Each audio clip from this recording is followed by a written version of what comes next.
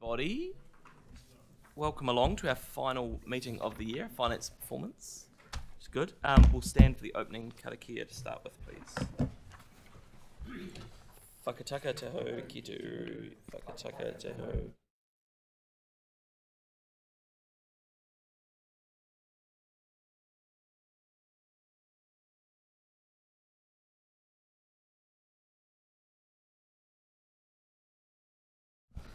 Okay, thank you. We've got quite a big agenda today, but we've got an apology from Councillor Fields. So I'll move that.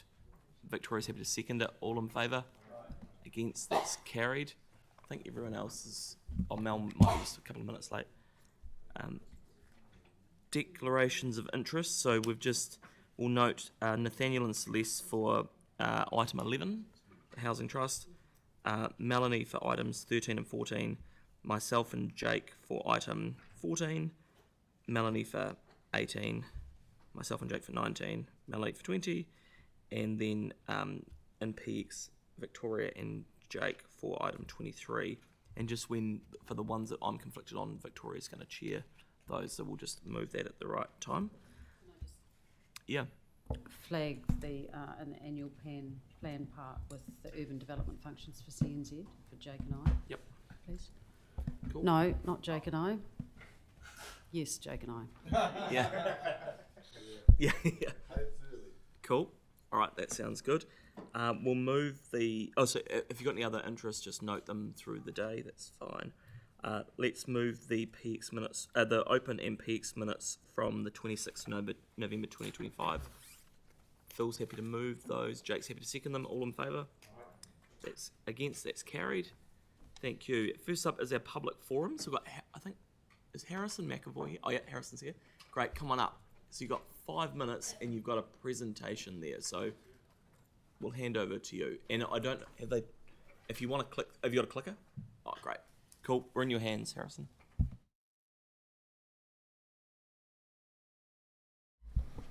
Oh, cool. Good morning, councillors, and thanks for having me. Welcome to the end of the year.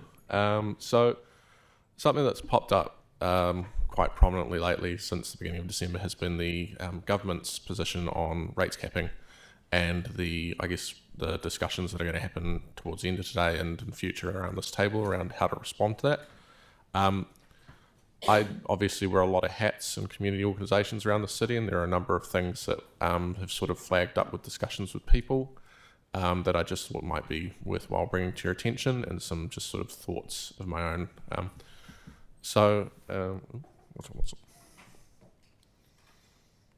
we go.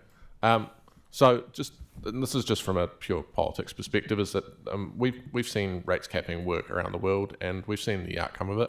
It's not usually great in the sort of resolving long-standing structural issues.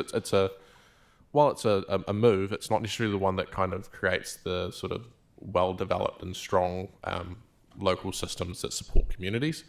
It tends to do the opposite actually, and deprive communities of the funding that they need to do things with. So in that vein, we have sort of, I come from two perspectives. So one is that I work with a community organisation, it's an Organisers Association, but I'm not speaking on behalf of any of these organisations today. And we are heavily reliant on council grant funding. As probably as a source of income, it's our second highest after the operation of the Snortons Community Centre in our balance book. It's basically the bread and butter of how we as an organisation provide the services we do at the subsidised rates we do to our community. Without it, it is one of those kinds of, it begs the question of where would we go? We'd need to seek other grant funding. We do seek other grant funding from COGS and RATA, but it would leave us with significant shortfall if, as part of this rates capping program, the sort of strengthening communities funding and those sort of equivalent fundings started to disappear from council's budget books. That's not something we're overly we want to see. And obviously it does present us with a question of what would happen if that balance is trying to be made and what's going to be cut from the community spaces. So Obviously, part of the discussions was that the amount of money you'd have to find to save would have to be basically be the equivalent of the entire community's team budget in the annual plan. So, sure, that might have rung a couple of alarm bells, but it's sort of a long question of what's that going to do. The second, obviously, I work with an urbanist group, and we do a lot of development around the we're working in housing now, working more in transport as that landscape changes. And there's obviously been a lot of sort of discussion lately with the New Zealand Infrastructure Commission putting two of Christchurch's transport priorities way up on the list and saying these are important things. The question then will be, where's the CapEx coming for those? So if we are looking in the long term at there being, I guess, issues around funding, and obviously CapEx is a lot easier to cut than OpEx. If we start to lose out on that funding, what are we going to miss out on? Where are we going to have gaps in our network, especially with intensification around these corridors sort of being prioritised? Are we going to actually be able to develop the corridors to support that growth? So that's another thought process in the long term. The kind of final points I just want to touch on from my perspective is just one on asset sales. So obviously this was a big topic during the election, and most people around this table signed on to a pledge. I would just, in a way, refresh that the city does not support this. The polling before the election was pretty clear that there was a large majority were against any sale of assets, strategic or otherwise. And while obviously there's small bits of property that can be sold, the kinds of like the port and the airport and even down to Enable and City Care, they all provide a subsidised service to the people of the city that we would otherwise have to pay more for on the open market. Likely, we've seen this happen overseas with the sort of the privatisation in the 90s in the UK and the sort of outcomes they're having with water services and civic services now over there being much more expensive than comparable countries in Europe. There's just in the long run, these assets belong to the people of Christchurch, and it's the job of this space and of CCHL to manage them in a way that is beneficial for all generations to come, not just for the current perspective of finances. So yeah, I just as a thought is that just exhaust all other options. Come up. So do you want to just wrap up? Sorry. Just exhaust all other options before we look at sort of slashing and burning. And even though I wasn't even aware that Pauline had done this because I asked to speak last week, was that there's a notice of motion today to ask the government to contribute more towards this situation. So I would argue and urge you to support that. Cool. Thank you. Great. Thank you for coming in. Cool. Okay, so we'll go to Peter Ryan's report, item number 7. Are you here, Peter? Great.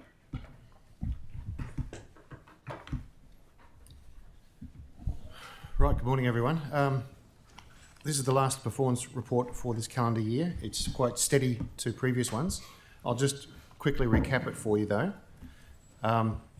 Levels of service are still up as they were last year. They're up around the 90% mark and steady. We're doing a lot of work with heads of service to maintain that. Watch list and non-watch list projects have, or especially watch list, has gone backward a little bit. That's mainly because while the overall number of watch list projects is about the same, the new ones that you've put in there are not as successful in terms of their milestones. So when I say delivery, I'm stressing actual delivery on the ground, not spend as a euphemism for delivery. So there was more detail in the PMO report on capital.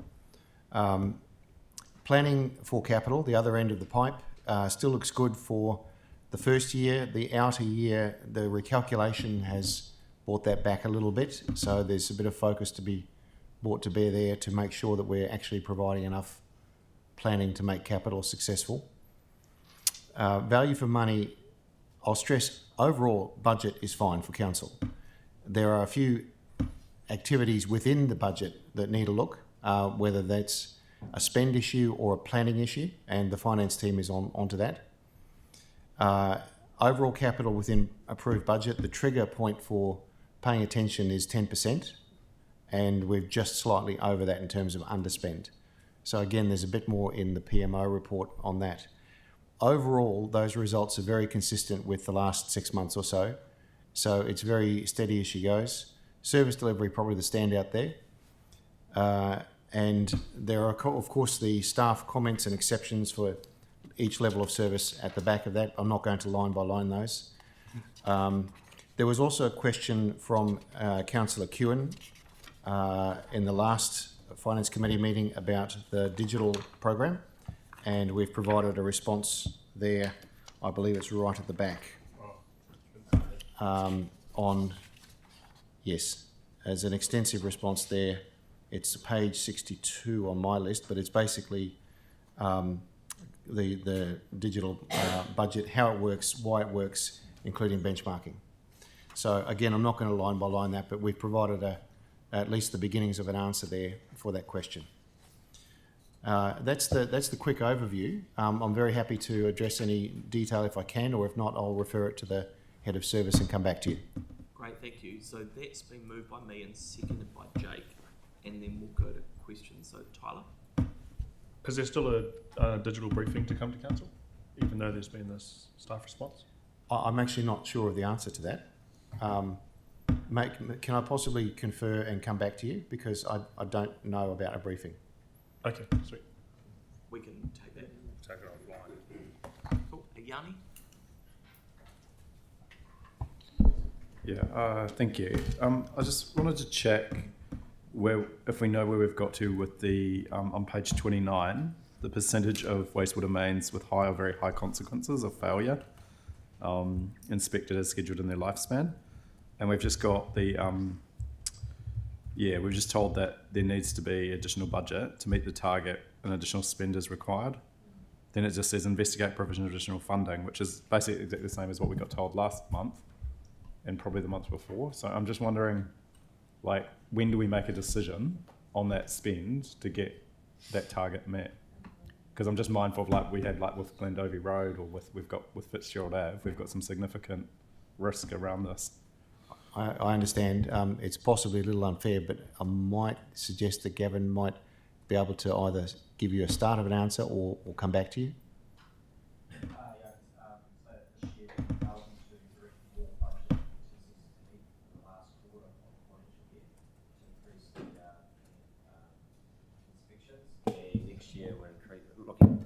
Next year we're looking to increase the amount of inspection lengths that we've got currently by redirecting budget across our OPEX to the asset team. I just wonder, like, in these reports, like, would it not be helpful to kind of be told that rather than just have this kind of wording that just doesn't really say anything about what's happening? No.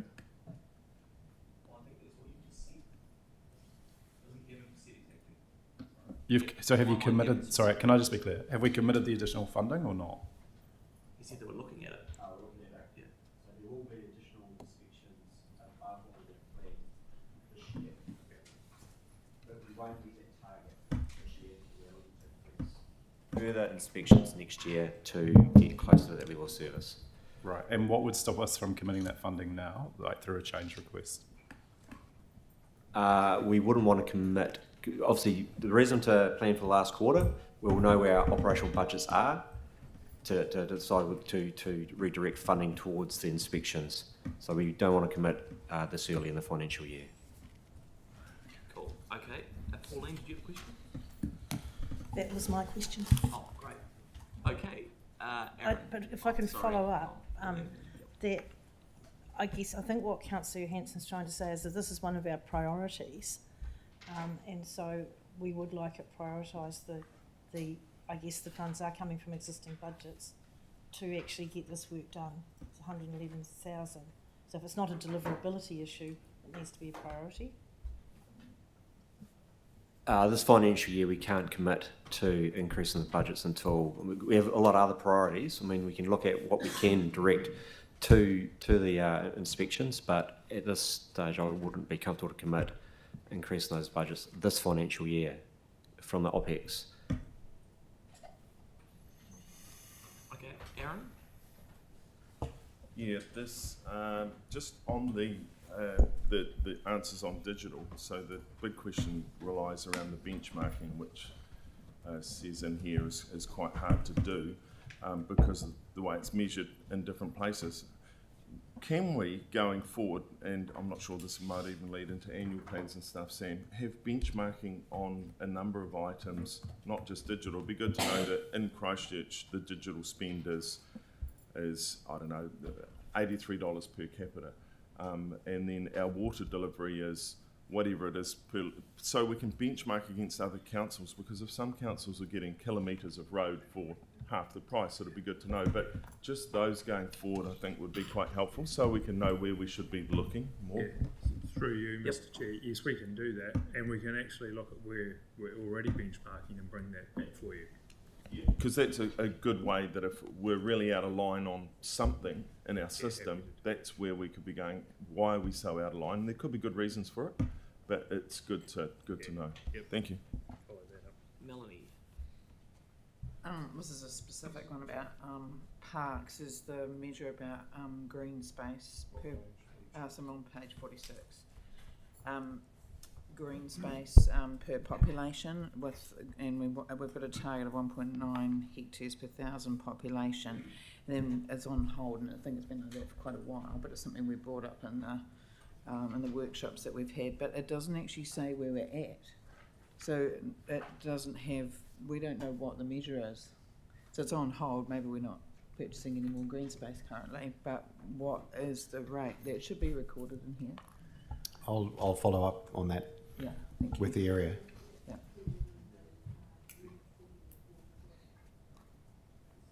Cool.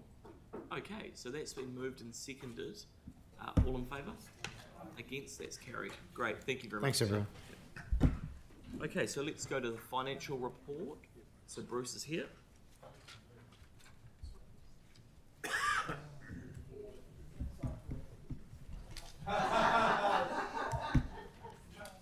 Great. Welcome along, Bruce. Good morning, councillors. A fairly brief report. I will take it as read. There'll be a more extensive 6-month report, obviously, at the next meeting, end of January.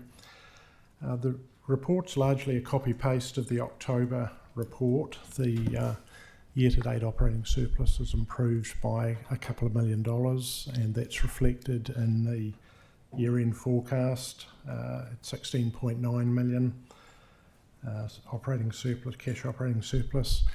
A good part of that obviously was the insurance savings we made at the start of the year due to the softer insurance market.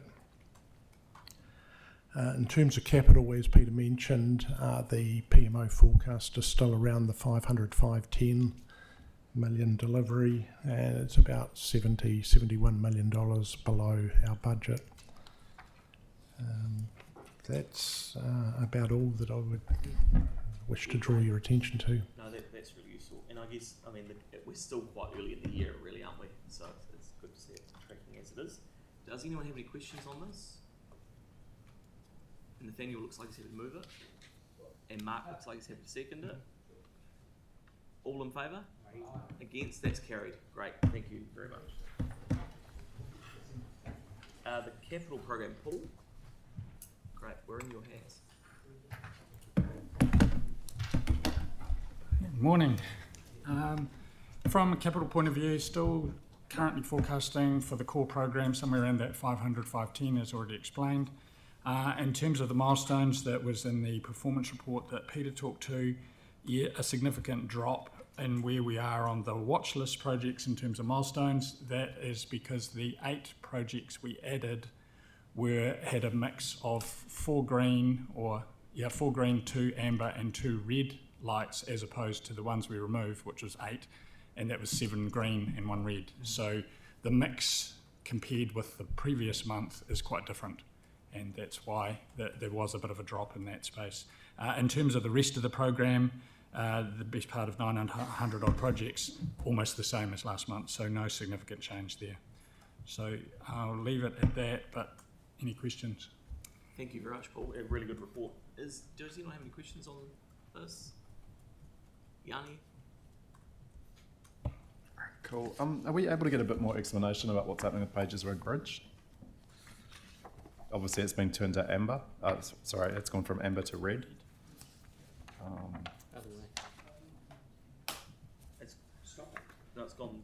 It's gone from critical to at risk. It's actually the other way. Oh, okay. It's got better. It's got Sorry, it's got slightly better, yeah. It's moved from very concerned.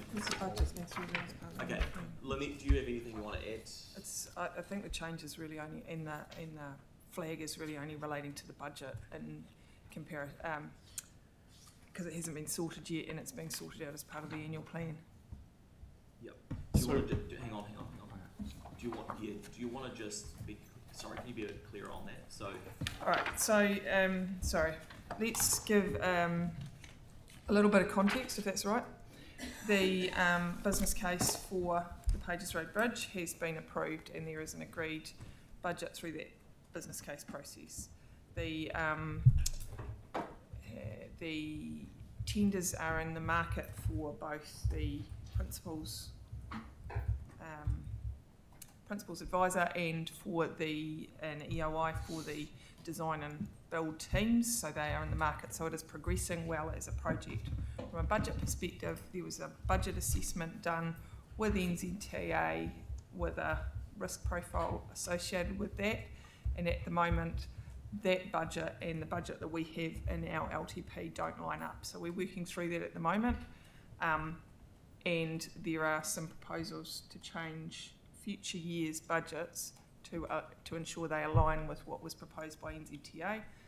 That is the whole of life budget and includes the subsidy that we are getting back into council. Which comes through as a revenue line, Which comes through as a revenue line, but we list the whole budget in our long-term plan. Yep. So just in my real simple mind, so we're saying we're going out doing EOIs, we'll get quantum, we'll kind of largely know what the quantum is, then we'll rephase the budget to working with it. Yep, that's exactly so right. While it's at risk, it's really a timing issue as opposed to the project's off the rails type thing. Absolutely. Correct. Yes. Cool. I'll just be clear around the financials. So the total budget forecast for the Pages Road Bridge project is 83.5 million. Yes. The financial status is showing red. Is that on the baseline budget of 67 or is that on the 83.5? No, on the baseline budget of 67. Right. So the total forecast is 83. That aligns with the NZTA business case. Yeah. And the budget that we have on budget is 67. Right. And we are working with our consultants and our contractors to narrow that difference up. And the neighbouring streets and the improvements that are associated as part of this project have been removed from that financial budget, or they're still within it? The ones that are required to ensure that the function of the bridge and the intersection upgrade occur and are successful are in it. The ones that aren't are separate. Right. So what's the total cost based on the design that we've approved? Well, haven't we just answered that? Aren't you going through that at the moment? I don't know. We must know what the cost is of the thing that we've approved. I thought that was, unless I, again, like yesterday was dreaming, didn't we say you're going through an EII process to literally land the prices to rephase the budget? Yes, we are. Yeah. But we Okay, must so have we'll a move on now. quantum. Melanie and then Celeste. Yep. So I've got a question for Lily too, but as understanding, it talks about on page 77, about New Zealand NZTA handing over recently revocated roads, and then it's got the variants. I don't even know what that really means. So state highways that are state highways and then become not state highways are revoked to become local roads. So what's an example in Christchurch? Johns Road, Main North Road. Oh, they're on your side. The piece of Johns Road from the Shell station out to the state highway, out to the motorway. Right. So those are two big sections that have been revoked or have to go through the process of revocation. So we're working through that with NZTA at the moment. They have to go through a process. The revocation process is their responsibility. They need to do that, and it needs to go to the minister to get signed off. So why do they do this? It's giving us more expense, but also control. But why does this happen? Because they are no longer actually functioning as as part of the state highway network. They become a local road network. Cool. Celeste? Can I just double check the timeline? Did you say that that is likely to come back to council, an update on that? Once you've finished with the expressions of interest, will that come back to council sort of early next year? Do you know when that might close? I'm sorry, councillor, what project? For the Pages Road Bridge. Oh, sorry, How long will that go out to market for? So there's an expression of interest in the market at the moment that's being assessed for the principal's advisors, and we've been to council with the procurement plan. We will be giving you regular updates throughout this, and it'll come back when we are looking to award a contract for the design build contract. Okay. And in the interim, it'll be reported as part of the watch list every month as part of this report. Okay, great. And just the stuff that sits out, so picking up on Councillor Johansson's question, the ancillary works that aren't covered by the funding, NZTA funding, will we get a report back on what that will look like as part of the annual plan prior to the adoption of the draft? Because if we need to add in budget to address the additional works, we need to know what that looks like in practice. I think that, correct me if I'm wrong, We'll have to come back. but the beauty is that, that work's not going to be done this next financial year anyway. Correct. So it would be more part of the LTP process. Yeah. So we wouldn't be looking to add budget for those works this annual plan? No. Okay, thank you. Cool, thanks Elise. I've got Melanie and then I've got Mr Mayor. Sorry, I have to ask about this because it's a local one. This is for parks. About the Hoonhay Sports Pavilion and toilets, because it's on our list. It's you just explain about the variance in the budget there. Might be Rupert. Sorry, I didn't quite catch that catch. Oh, Hoonhay, the pavilion. Yeah, it's got a delay there. So can you explain it? We're just working through a few options to get the best outcome, but the project is progressing. We just haven't finalised that. Okay. Cool, and I've got Mr Mayor to be the last one. Yes, absolutely. Thanks, Lynette. Oh, she's gone. Just the old favourite Pages Road Bridge. Have we started, and we might not be able to, but I'd like to think we can, putting in the consent to ECAN, because knowing how long it sometimes takes for them to get stuff through, a la South Shore Edge. Have we put in for a consent for this bridge yet? Because, no, and do we have to wait until we get the design for the bridge before we can give it to them? So part of the process and part of the risk that we identified through our, we did identify consenting risk as a risk through the process. And part of that is, part of that risk is predicated on what the construction methodology is and whether they have to build in the river or can build beside the river, and so all of that is dealt with as part of the design process. So that's why we are looking very early to get our contractors on board as a design build. So in theory, hopefully have it as one span going across the river so that we can work on either side of the river and not stuff around in the middle. That risk and managing that risk is definitely going to be something that our design teams have to take on. Excellent, thank you. Cool, and I've got Yanni not on Pages Road Bridge. No, not on Pages Road Bridge. So just in terms of page 101 and 100, just so the first one's the Grassmere weather storage facility, where we need additional budget.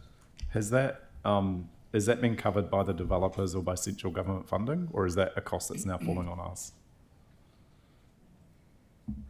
Because when you read the additional budget is being sought following completion of digital design in order to mitigate the poor underlying ground conditions, lack of access and lack of services to the site. These are all risks that some of us raised at the time that this was being given approval, and now we've got a budget increase because of it. I'm just wondering, are we paying for it as a council, or is it going to get reimbursed through the developers that are able to build on it? And that might be a given one, but it might be, you might just need to get a bit of info. Cool. And just that'll be the only other concern was, great that we're doing the work on the Fitzgerald Ave brick barrel mains renewal. That looks like a really disruptive project. Is there anything that we're looking at in terms of doing that faster or quicker than 3 years? Because you can imagine we're opening the new stadium and then suddenly we're just going to have a massive amount of disruption on Fitzgerald Ave. We are starting ground inspections in January to provide the contractors the option to look at trenchless. So obviously the market will decide whether trenchless is possible, but we're doing sufficient work to de-risk the project for contractors to bring trenchless as an option. But we can't guarantee that we will be able to undertake the project by trenchless method. It may be open trenched, and we will look to speed the program as much as we can. But it is a large project in the order of 20 million, so it will take some time down for sure. And just remembering what happened on Chewham and Harrow Street, I actually went down and had a look following one of these meetings where we, it kept getting red flagged and behind schedule. It was just such a massive job. So not to, I totally get it that there's a whole bunch of risk when you open up the road and then start looking at these systems. But have we learned any lessons from that project that we can apply to this one to try and get a better understanding of the risk? I'm not familiar with that particular project, but we've done quite a number of other large. This is a large, deep sewer main, so we've got quite a lot of experience in these projects. So we're pretty confident. That's why the inspections the ground inspections that will start in January will be quite extensive. Okay. And that effort up front will provide us and the contractor a lot of information to plan well ahead before we start to open the ground up. Right. Okay. Thank you. Kelly, and then we'll keep going. Yeah, and that's been moved by the Mayor and seconded by me. Yeah, just following up on Melanie's point about the handing over of roads, I'm just thinking of State Highway 74, which goes through Burwood, Travis Road, and out through the estuary. One of the schools there's flagged some safety concerns, which we passed to NZTA. Is it likely to come back to us and therefore become our issue? No, State Highway 74 is not one of the roads that's signalled for revocation. They only revoke roads, they only go through the revocation process for roads that have been replaced by. So, for example, Main North Road, Johns Road, the Northern Corridor motorway has replaced the bulk of Main North Road. The Johns Road section is the Johns Road bypass. Okay, so we keep so no, State Highway 74 is not on the plans. Great, okay, so that's been moved and seconded. All in favour? Against? That's carried. Great, thank you very much. Stefan, do you want to do item 10? Or whoever's doing it with your team? This is the draft council submissions on building and construction sector amendments. Tyler's happy to move it. The Mayor's happy to second it, but introduce it if you like, and then we can take some questions. I'm sure there won't be too many questions. It's very straightforward from our point of view. Probably not from yours, but from ours. Oh, yeah, so thank you. So the government's obviously proposing a couple of legislative changes around the first bill is the building and construction sector self-certification by builders and drain layers, and the second one's strengthening occupational licence regimes. So the submission is attached to the report and basically highlights that we obviously generally supportive of the strengthening occupational licensing regimes and the self-certification. Where some concerns are raised, but we think they'll generally be they may be addressed by the release of the regulations next year, which is where the detail will be. Any questions on this? So that's been moved and seconded. All in favour? Against? That's carried. Great. Thank you very much. Okay, Bruce, do you want to come up and do item 11, the Housing Trust? Thank you. So I need you all to really think about your role on this one. You need to channel your inner banker, because that is what you're making your decision as in this case. Council is a lender to OCHT, and we have certain requirements in our loan documents. One of them is that we approve any additional any changes to the operation, and the creation of a subsidiary is one of those changes. So you need to not be councillors. You need to not be thinking about this from a housing perspective. You need to not be thinking about this from a CCO. Just think about it as a banker, and you're protecting our loans. So I'll leave it at that and open for any questions. It always makes me nervous when you reference banks, Bruce. So just for my own sanity, you're still comfortable with the recommendation? Absolutely. Yep. Yep. Absolutely. This is allowing OCHT to set up a company that can operate outside of Christchurch. The most likely activities of that company will be using their expertise to help other councils or not-for-profits build social housing. There will be no transfer of council resources, no transfer of ratepayer resources. We can be completely assured of all that. Cool. Okay, that is great. I think Tim's got a question. Oh, sorry, Tim and then Pauline. Yep, sorry. Yeah. Look, Bruce, thank you very much for the assurances you've given with regards to cost to our ratepayers. But as bankers, you know, the ratepayers have, you know, but this is an organisation that has totally been funded by us, technically the ratepayers, and I'm just wondering what the overheads and how they're covered, because I did ask with regards to the Greater Christchurch Partnership and others about this very same question about, because our ratepayers seem to be picking up, and I haven't, and the reason I say this because I haven't had the answer yet.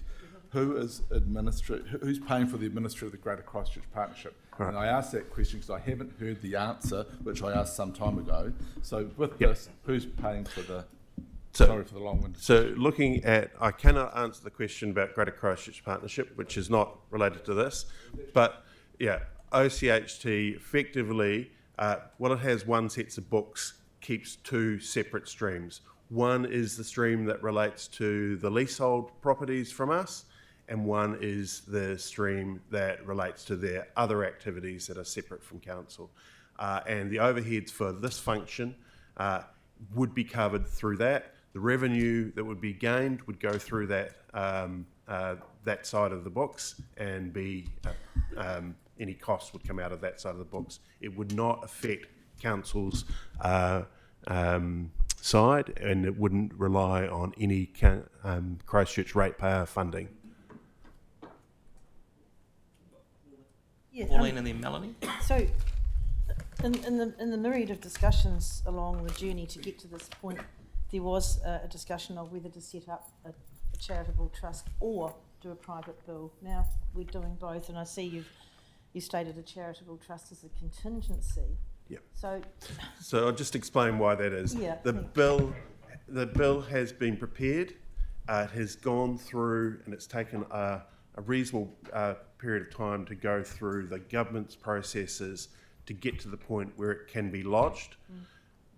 It was meant to be lodged on December the 10th, but that has now been pushed back to February.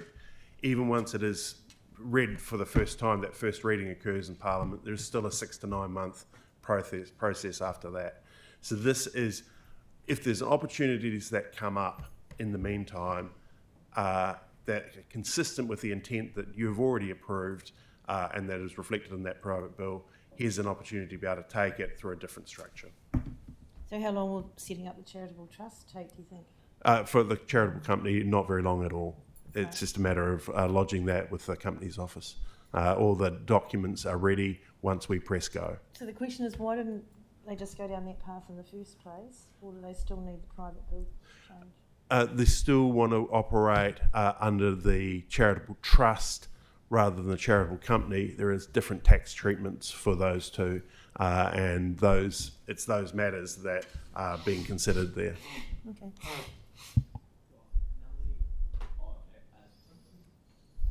Just two questions. First one is, will this affect the OCHT's core function and its principle for being set up as in delivering housing for ratepayers in Christchurch? No.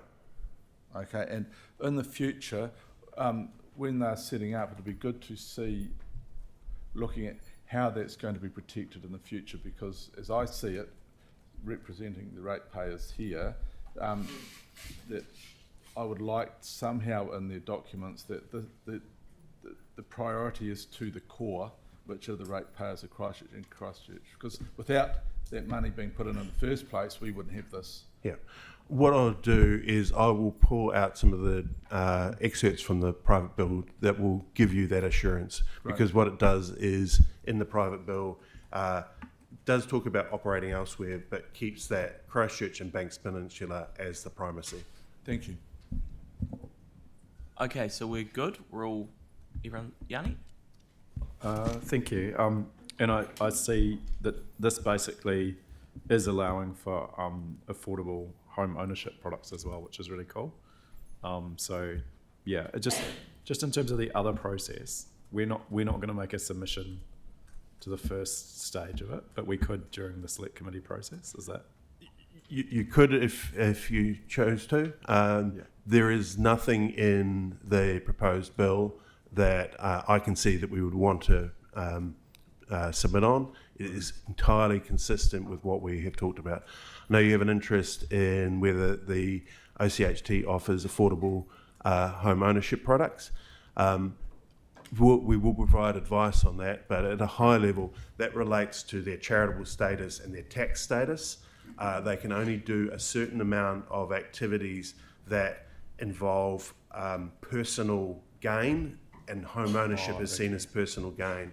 Right. So they can only do up to, the benchmark that's generally used is 15% of the activity. Okay. So they work within that. But we'll bring, OCHT has got all the legal advice on that. Right. We're looking to how we can bring that through to you. And so in regards to this company that's being set up, the charitable company, they can be more explicit about doing home ownership, affordable home ownership. They could be, if that is an option, there's funding availability to be able to start that. Great, thanks for clarifying that. Underlying, just so I've got the underlying premises there, the private benefit element needs to be minimised to ensure that it's charitable for tax purposes. Yes, Yep. exactly. Yep, cool. Mel? In the disadvantages about the increased financial risk, can you just outline a scenario where that could be a problem with that subsidiary and then OCHT and then us? I think if you're applying your thinking as a banker, you would be looking at things like their financial covenants, their level of indebtedness, any indebtedness for the group, OCHT, and the company as well. Now, we've got a whole lot of protections in there that mean that is almost certainly not going to occur because of those protections. So we meet already on a quarterly basis, we review levels of debt, we review liquidity, we review forward plans. So we've got all that information, and that's not just the housing team. We actually bring in the accountants to help us with that and provide that advice. So yes, it is a risk, but extremely low risk because of all the existing controls that are in place. So can I just clarify, Bruce, just for my own decision-making ability as a banker today, that feels good actually. No, I mean, look, so really all we're deciding is whether we're, there's effectively like, if the government go and they work through and change the private members bill goes through, which it sounds like everyone's agreed on anyway. Yes. This is only a temporary measure in terms of the charitable company if an opportunity crops up while they're waiting for that. Yes. So really, this is going to happen because the bill is likely to go through. Yep. It's just whether we want that middle bit. Yeah, the flexibility. And the opportunities are arising. We know of another group in Christchurch who is getting that and is doing work in Nelson, they're doing work in Auckland, and they're doing work in Tauranga because they're able to do that. The same opportunities. We know that there is potentially some land that's available in adjacent municipalities. We know that Marlborough, there's some opportunities. We want to give OCHT the chance to at least use their expertise to bid for that work. Yeah, cool. Pauline? Yeah. The membership, would that come from the existing board at OCHT?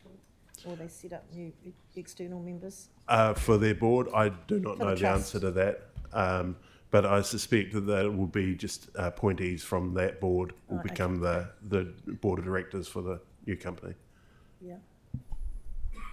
Cool. So we're all good? Great. So I've got Jake's happy to move it and Tyler's happy to second it. Is there any discussion on this? All in favour? Against? So just note Aaron against that one. That's carried. Thank you very much, Bruce. That's cool. Okay. Let's go to a. Oh yeah.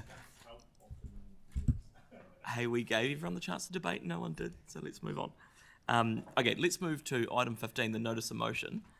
So I'll hand over to Pauline. Oh, thank you. Jumping down to 15. There's been multiple reviews into local government funding and other aspects of local government over the years, many in fact, I think 1998, 2007, 2015, 2019, and all of them have recommended that the government pay rates on their properties that currently are unrated. So, but none of those recommendations have been picked up by the government.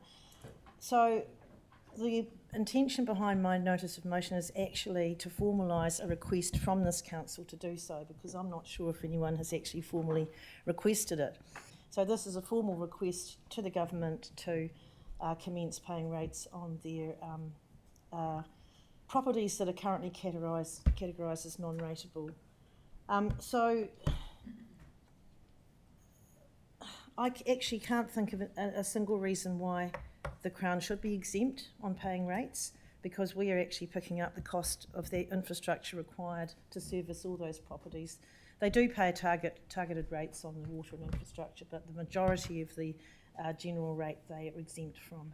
And this would give us, I'm not sure of the exact figure, but somewhere between $25 and $30 million extra income a year that would really help us at the moment, especially in the light of the rates capping suggestion.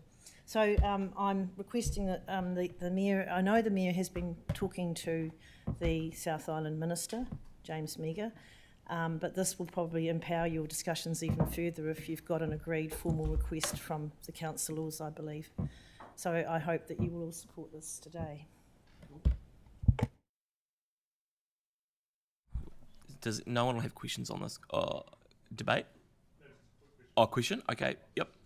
Oh, okay, so we'll go questions. Pauline, are you okay to take a question? It's nothing too dusty. Yeah. Don't worry. Because I think we're all in agreement. So, yeah. So that includes all non-rateable land, Pauline? Like, does that include conservation land, things like that? Oh, I'm not sure how far we stretch that web. I mean, but they can go through the letter, that right? Would be contained in the letter, and the Mayor would get advice on how to frame that. But it's particularly properties, buildings, I would say, that actually cost us a lot to service. Yeah, I agree. The intention is. Cool, thank you. I mean, it's a good way to start the discussion, because I'm just wondering, there's no free money, there's no new money, so if you know, they say, okay, we'll pay rates, but we're going to pull back on something else because there's no extra money in it. I just wonder, is this the best way to start? I mean, we have to start the conversation because there's other conversation with regards to GST, etc. Are you hoping that this is actually going to stimulate that? Because it's... Yeah, I think the government's got to, step up and pay their share. Where they get the money from is their decision. Don't forget, every time that anyone gets a pay increase in this country, the government's coffers are boosted again. So look, it's complex, but maybe the government's obviously cutting their cloth like we are. But I don't see, as I said, I don't see any reason why they should be exempt from contributing to the costs that we're picking up for them on behalf of them. Nathaniel, then Yanni. Would universities be included in this? Because I know they also don't pay rates. Is that Crown owned, or is that a separate category? Yes, they are. They also bring in outside revenue. Yeah. Not just Crown funded. Great. Yanni. Yeah, thank you. In the report, it states that many of these assets in the non-rateable category are owned by local government. We've been given us a rough estimate of what the central government costs would be, around 30 million a year, but do we know what the impact would be on council if government agreed to just remove the non? Yeah, but we'd be paying ourselves. What's the point in that, Yanni? Yeah, I don't think we should convolute the discussion with that. This is a request that the Crown pay. Right, okay. Cool. So I think we're there. Sorry, well, can I just ask a follow-up then? Are there things that we pay rates on that we don't think is right either? Like I'm mindful when we've had some revaluations, we've suddenly had a big rates increase. I think what we're, correct me if I'm wrong, I think what we're saying is if there's land and buildings, rates should be paid. Whether it's us that own it or the government or, you know, private business. User pays. Yeah. Okay. All right, so we're pretty much there. Does anyone want to debate it? Mr. Mayor? Yeah, just to put everyone in a picture, I did have a Zoom meeting with a number of mayors about 2 weeks ago with James Meager. And he said, is there anything we can do to help you with? And I said, as luck would have it. And I brought up about paying rates on their land, because I look at it as being a lot easier. It's just a matter of sending out a rates bill. Some people say, oh, we should get half the GST back, or the mechanics in that would be a bloody nightmare in my view, but this is quite a simple way. So having done that, I have already sent him a letter, but I'm more than happy to vote for sending him a letter that I've already sent. Well, I think having one that's formalised. Yeah, that's right, and it is formalised, so it's a good idea, and I think if we can, anything that we can get is good. Thank you for bringing that up. Cool.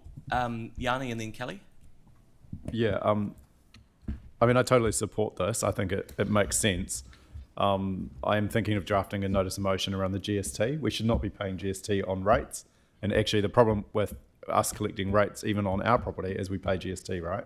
And I know we get some offsets and stuff, but it seems to me just silly that we don't get the GST component from rates, or in fact, GST shouldn't be charged on the rates. So I just think we should do some work on that I think as we'd well. end up giving the government more. Sorry? I think we'd end up giving the government more money. Why would we get, sorry. We borrow for a capital program.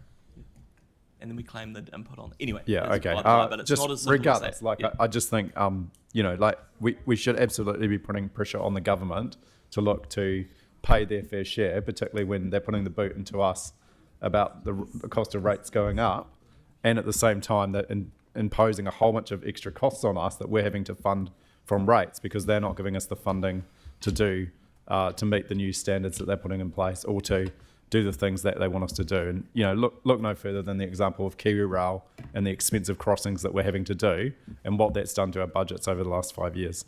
So I totally support this. Thank you to the Deputy Mayor for bringing it, and thank you to the Mayor for raising it as well. The ex-Deputy Mayor. My bad. It was going so well. Okay, I've got Kelly, and then Mark, and then we might try and. Yeah, look, I'm going to support this in terms of our ongoing sustainability, and it does seem frustrating that we do have all these extra things imposed on us, but I would remind us all of the fact that the government has been very, very generous to Christchurch in terms of the hundreds of millions of dollars they spent on Parakiori for us, the $50 million for the stadium land, the $200 million contribution to the stadium, and a variety of other things that funded the convention centre for us, which at huge expense. So, yeah, in terms of ongoing sustainability, it makes perfect sense, but I think we just need to be cognizant that we've been given a pretty good deal since the earthquakes. Cheers. Thank you. Yes, thank you, Pauline, for bringing this. This is one of my first thoughts and comments when we had the rates cap thrust in our face. So having this formalised and brought before us, I think is a great idea, and hopefully it'll give some more clout to the letter that Phil's already done. And it also, you know, we need to find ways to work with the government, you know, for them to be thrusting upon us the idea of rates caps and all sorts of, you know, restrictions, then they've got to come to the table and help in some way. So it can't be all on us and on the ratepayers. I'd be surprised if anyone doesn't support this. The only thing I will say is that I'd like to see all the other councils throughout New Zealand also pass similar notices of motion and get the message across to our government. Yeah, look, this, in principle, great idea, but just remember there's a couple of things, you know, like we have problems with the hospitals and giving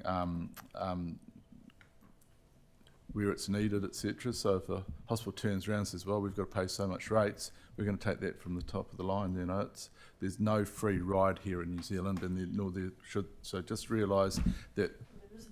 No,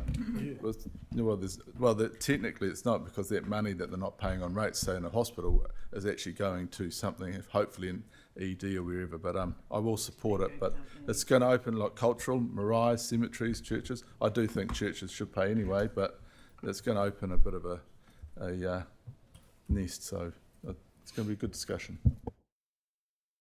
Yeah, I mean, I'm supportive of this as well. I mean, the reality is it comes from the taxpayer, so it will come from someone. It's just the allocation of where it comes from. But from the principle of, as much I joke about, but from the principle of user pays, it actually makes sense. Is that you know, so it's kind of like Christmas come early. We've got rates capping and our council agreeing on user pays within the same couple of weeks. I can't believe my luck. So should we put it to the vote? All in favour?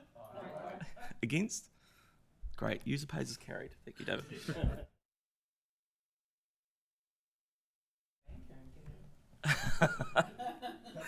Okay, so now let's go to CCHL. So we've got Matt and Sue. I saw Sue and Brian's here, and the team are here, and Linda. So item 13, so the Q1 public performance report. Yeah.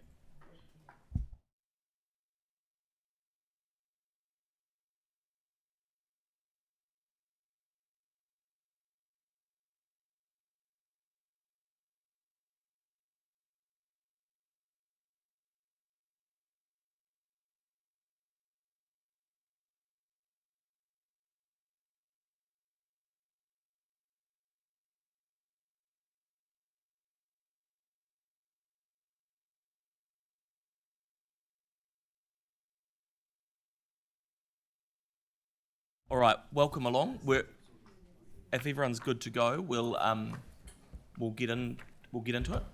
So welcome and thanks very much for all you do. Thank you, Mr. Chair and Mr. Mayor and councillors. We do, as always, appreciate the opportunity to update you on the performance of the CCHL group. We're pleased to report a continuation of the strong FY25 full year result into the first quarter of FY26. So things are continuing to track along well. We suggest that we take the report as read, and Matt will speak briefly to it, and then we can take your questions. Thank you. Yeah, just a note, it's obviously very early in the financial year for us, but at this stage everybody appears to be on track across the subsidiaries. Performance is good. Some highlights, Littleton Port Company with the bulk volumes coming through very strongly. Passenger volumes at the airport, particularly thanks to the growth in capacity from Jetstar and Qantas, is serving us very, very well. And costs managed across a number of entities, and we're on track to pay the dividend in line with our statement of intent.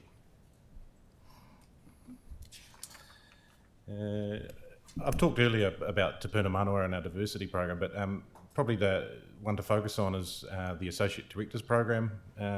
It says 197. I believe the updated number is we did actually flick over to 202 applicants for the Associate Director program this year, which was well in excess of any previous program in terms of the interest. That in itself causes a challenge and a problem and a workload to work through how you filter 202 down to the 9 successful applicants. But we did that, and last week we kicked that off with 9 very happy associate directors joining for the next 18 months within each of the subsidiaries, also within CNZ, Venues Otatahi as well.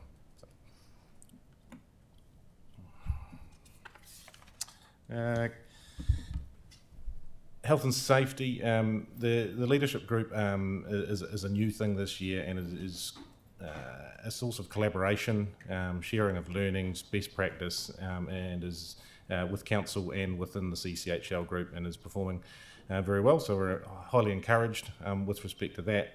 And really making progress largely with respect to our reporting around our UN Sustainable Development Goals, which aligns our reporting with best practice in terms of our SOI targets. And broadly we're on track with respect to tangible climate action, as we call it there. The challenge there is, when that is dependent on volumes and activity, and that particular challenge is related to the port in terms of its Q1 emissions, which really goes to the expansion project that we've previously discussed.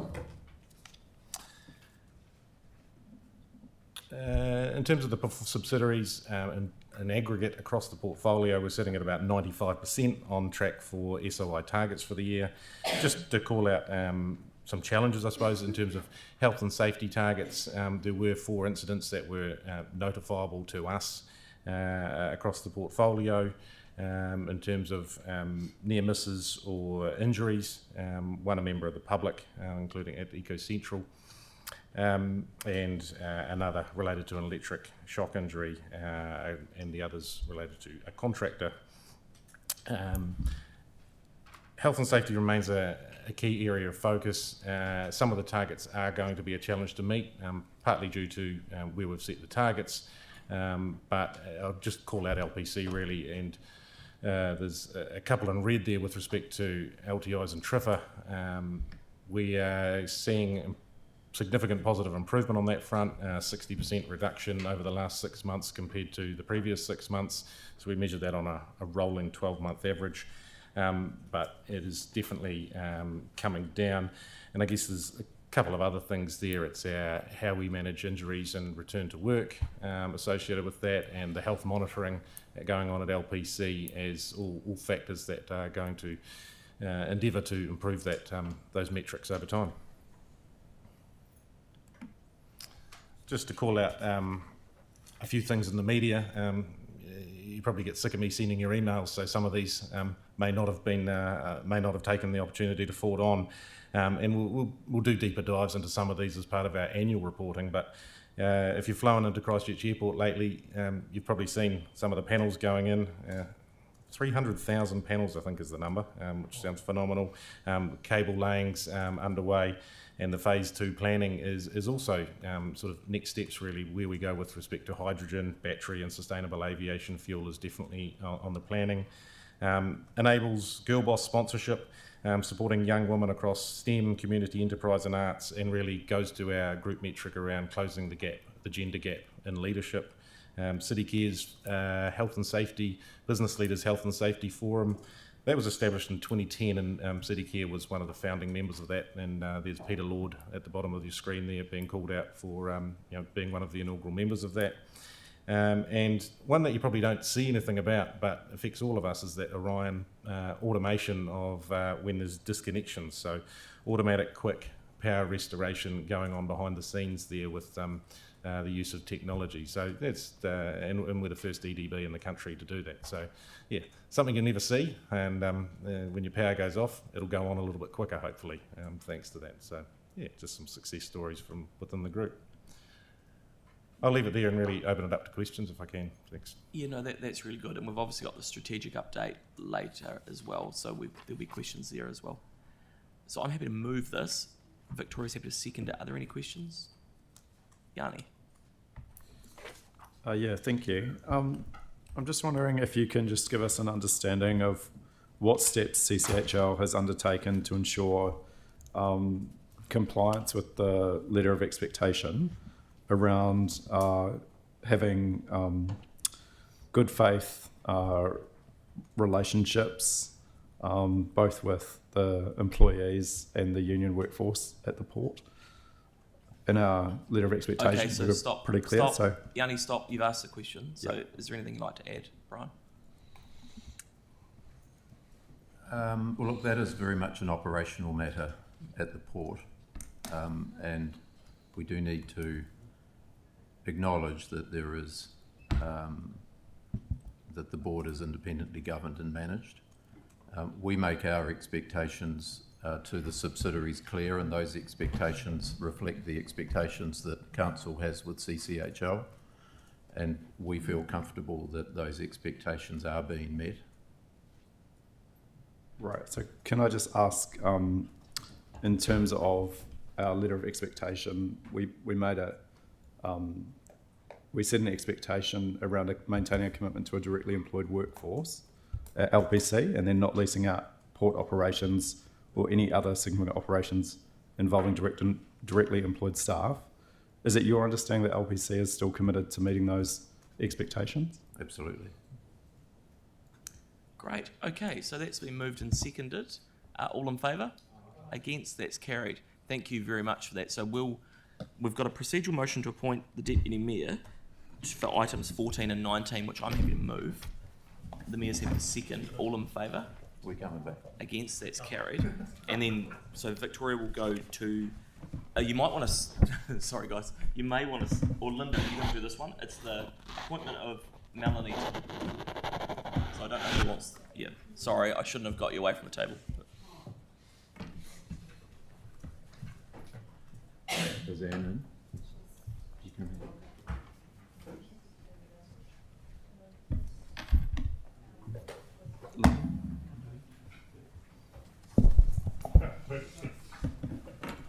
Good morning. Where's Anne? Welcome, Linda, Brian, Matt. Thank you. We're on to agenda item 14, appointment of an elected member to the board of Christchurch City Holdings Limited. Councillor Cotter's already jumped in to move 1 and 2A. Thank you. Do I have a seconder for that? Thank you, Mark. Let's put that in there. Yep. Thank you. So we'll just open it up for you to present, please, and then we'll go to some questions after that. Thank you. We've got Anne Irwin, who's come in online. Welcome, Anne. She's available.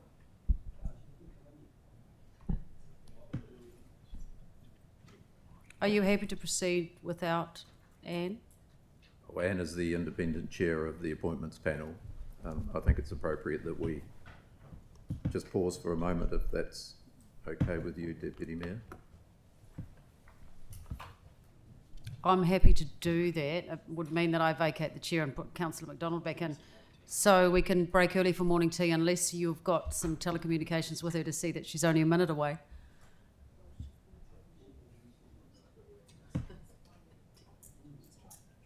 Okay, let's make a decision. We're breaking for morning tea now, and the time is 10:40, and we're back at... Can I have some guidance? When are we back?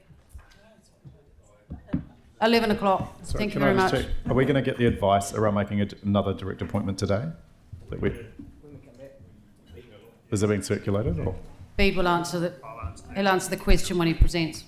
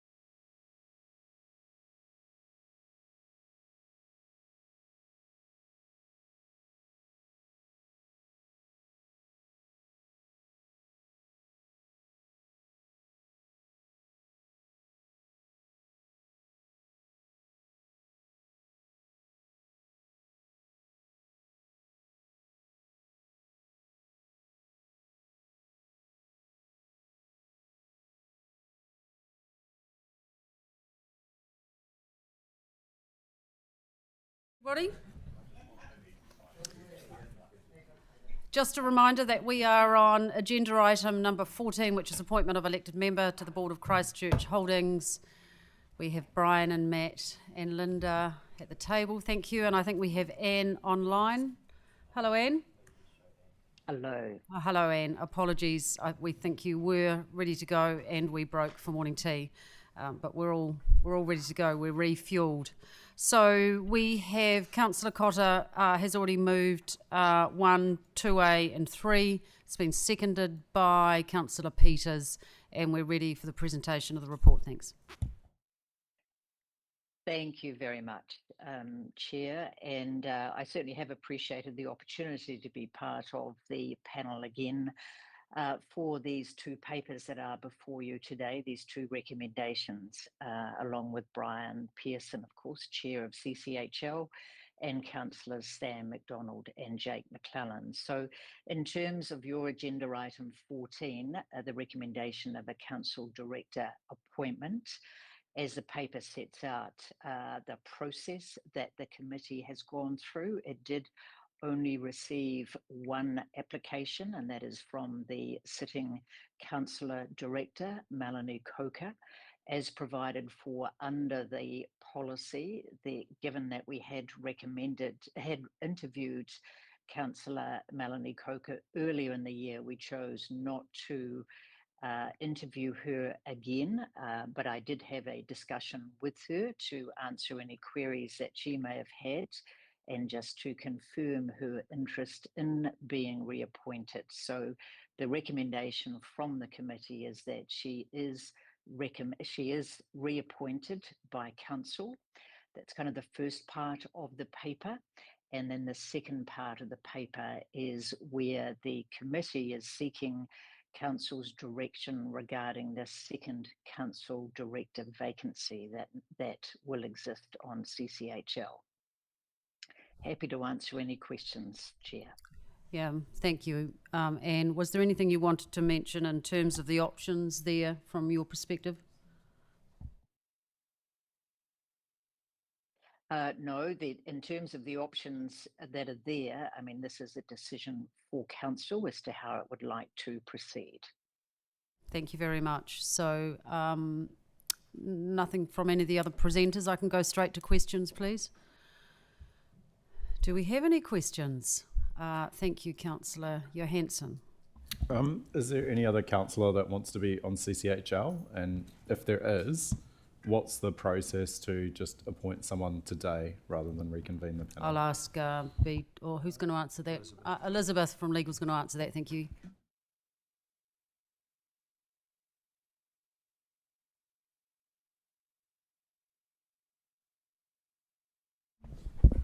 So, under section 57 of the Local Government Act, 57.2, it says a local authority may appoint a person in the opinion of the local authority if they have the skills, knowledge and experience to guide the organisation, etc.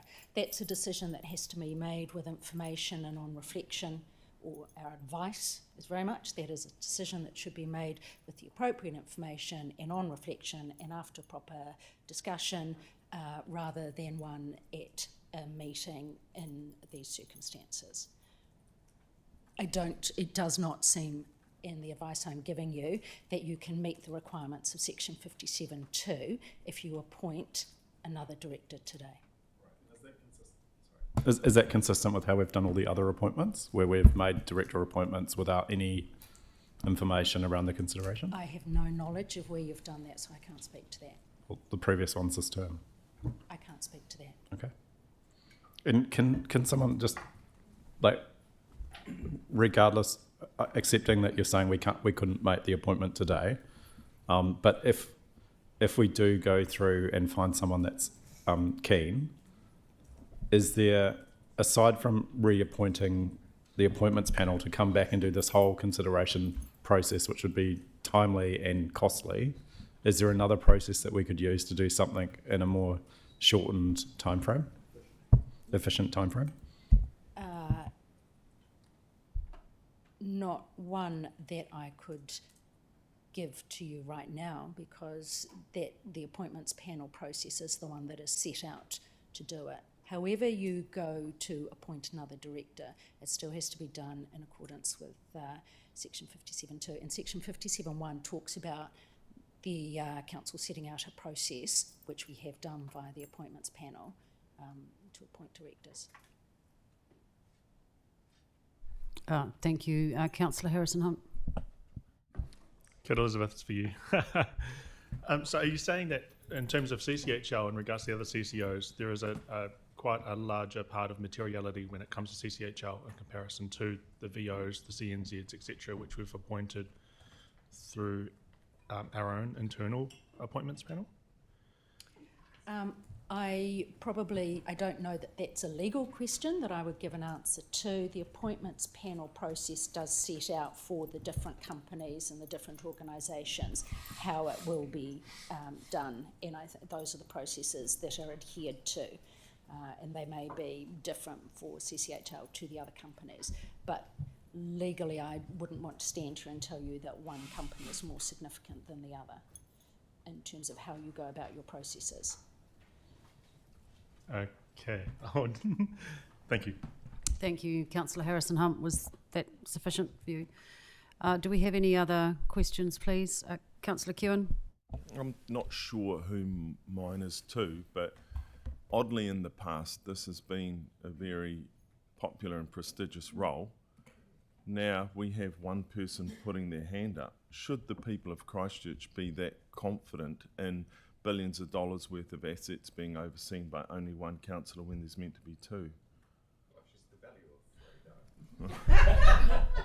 So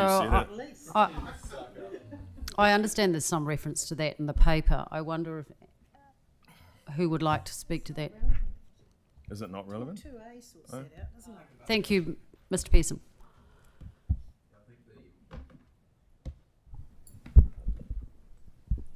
The important factor here is the overall skills matrix of the board. I don't think it's fair to say that and putting the burden on one councillor, as capable as Councillor Coker is, to say that Councillor Coker is carrying that burden on behalf of the city and the ratepayers. I think we have a board of directors, and the board of directors are made up of a range of different skills, and we have a process for assessing the overall capability of the board, and we feel very comfortable that with Councillor Coker's reappointment and a further recommendation that we've made that will be considered later in the meeting, that we have the appropriate skills matrix to undertake our responsibilities as directed by Council through the letter of expectation. Thank you for that, Brian. Can I then ask the question if this is successful, which takes us through to early next year for the process? When's the next CCHL meeting? The next CCHL board meeting? Yeah. February. Okay. Do I have any more questions? Okay, we're going to put this to the vote. I'm going to ask for votendo to be used, please.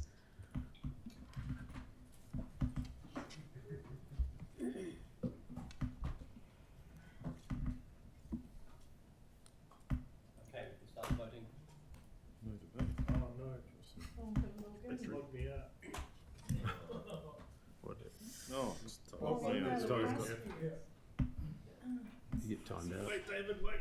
Hang on, gotta go find the password. The goose flies south.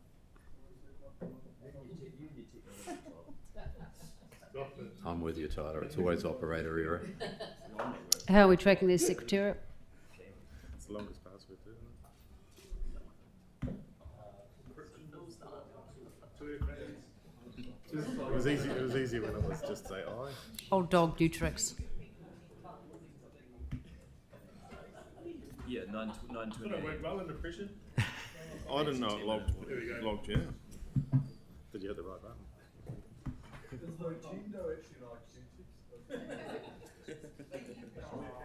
It is.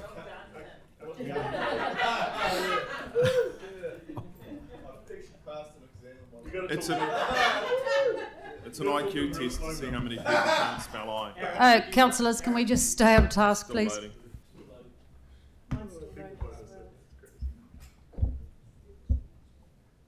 I'm in. Yeah, I am now. It was stressful. So, are you not doing debate, just straight debate? Well, I could have, but we've already gone to voting, so we're just going to have to leave that. So, Okay. voting's closed. Thank you. I changed my vote.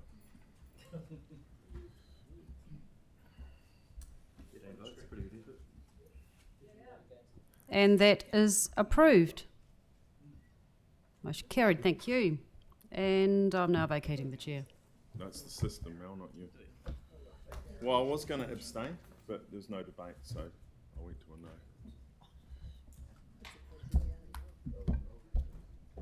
So we'll move to go to public excluded. I'm going to move it and Phil's going to second it. All in favour?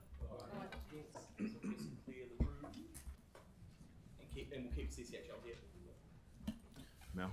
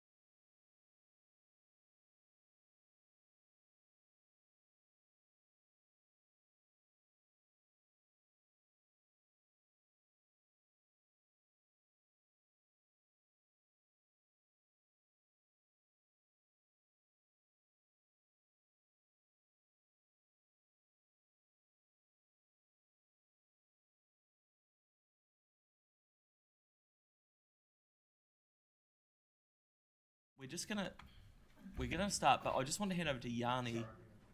Yanni's gonna just do something on our behalf. Yeah, thank you. I just wanted to just wondered if we could just stand and have a moment's silence for the victims of the terror attack in Bondi Beach. As people will be aware, Christchurch has had its share of terror, and I think in moments like these it's important to just acknowledge the absolute tragedy and terror of what's happened there, and just to convey on behalf of the Mayor and our council our thoughts and our prayers to the victims, the families and the communities over in Australia around the Bondi Beach incident. So I hope that's okay, but I just thought it was important as a council that we just take a moment to just have a moment's silence in memory of the people that have lost their lives, and to consider those who are injured. And obviously we wish them a full recovery, and as a city we obviously offer any support that we can to help them deal with that horrible situation. Thank you.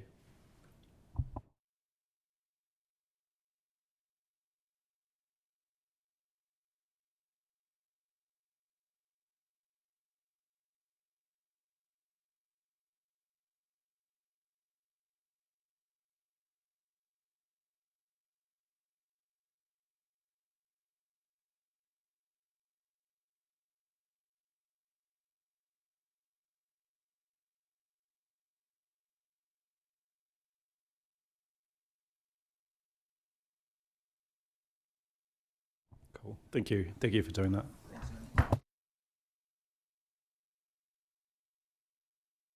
Thank you, Yanni.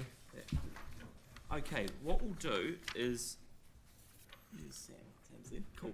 What we'll do is we'll move to suspend standing orders first.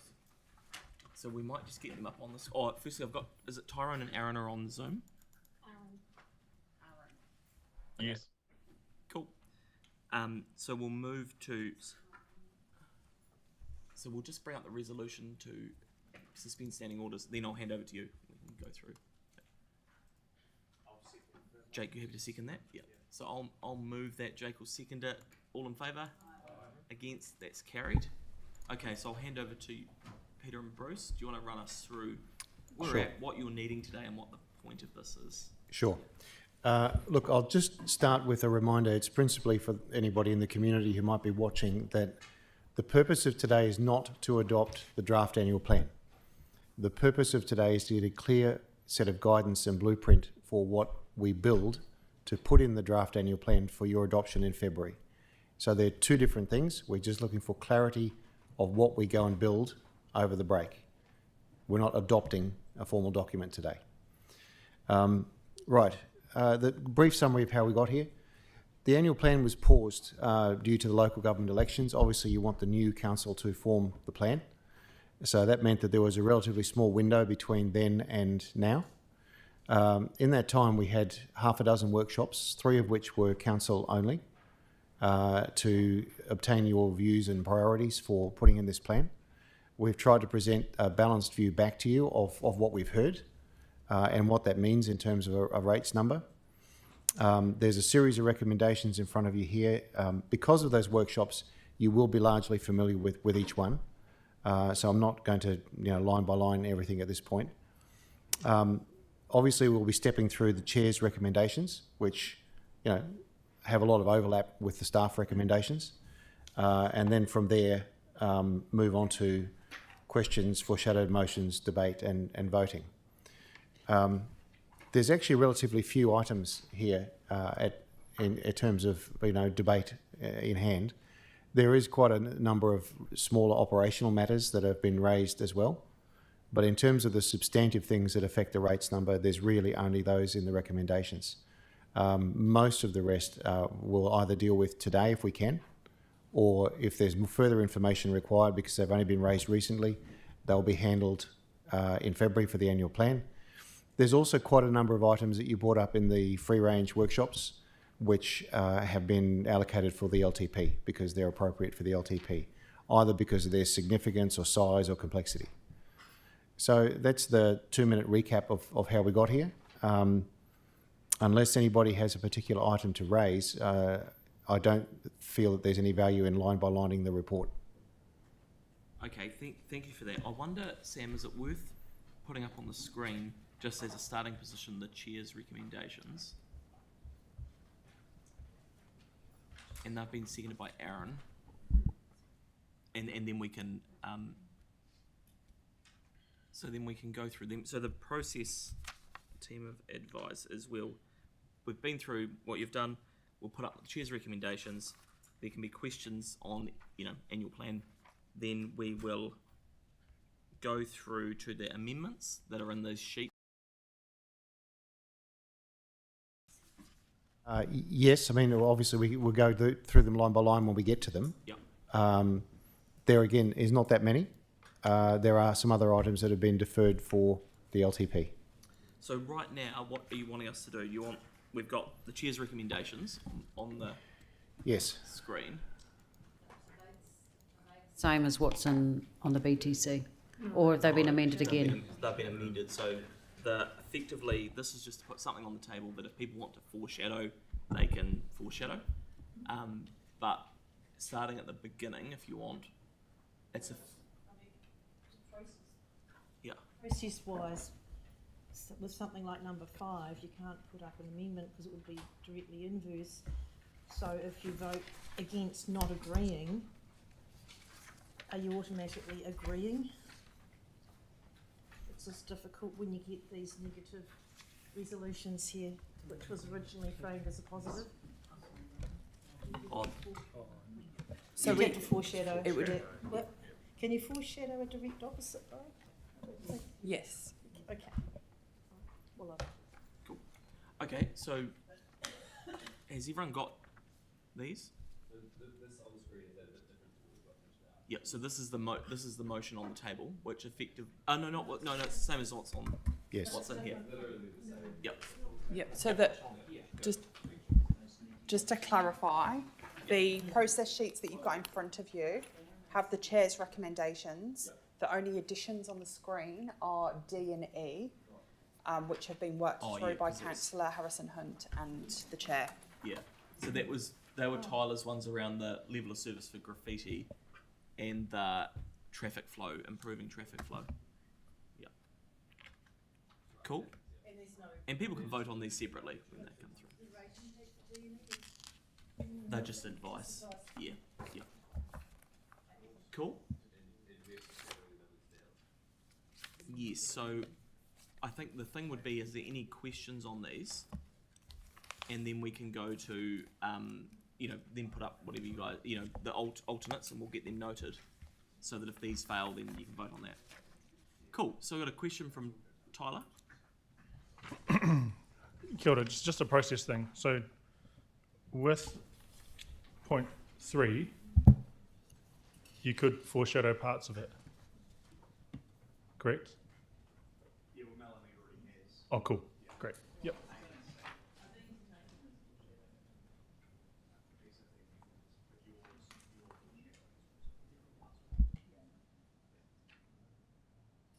And Melanie, Councillor Coker, can we see your foreshadowed? Oh, or is it on the list? Because it's not on the substant.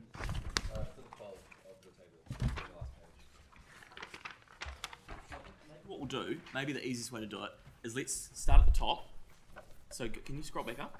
So I don't think anyone's going to foreshadow receiving the report. Mm-hmm. So it's all been moved, isn't it? Yep. So it's number 3. Is anyone wanting to foreshadow pausing the Environment Fund? So Melanie is. No. Yeah. Foreshadow pausing it. No, it's pausing it. Are you foreshadowing? Yes. Yeah. That's the same as foreshadowing pausing it. Because you would be not pausing it. Can I Can I clarify, Councillor Coker? Sorry, did you want, because your foreshadowed motion was to consult on. So the foreshadowed motion would be to consult on pausing rather than just pausing. Yeah. So then, just to clarify, at the moment, is the increase in the rates number or not? Because it's not at the moment. I don't think it is. Not in the rates. Oh, sorry. So just on that one, just so we're clear, if we're consulting on increasing it, what does that do to the rates number? I think the 8.32 includes that because it was included as part of last year's annual plan. Right. Okay. Cool.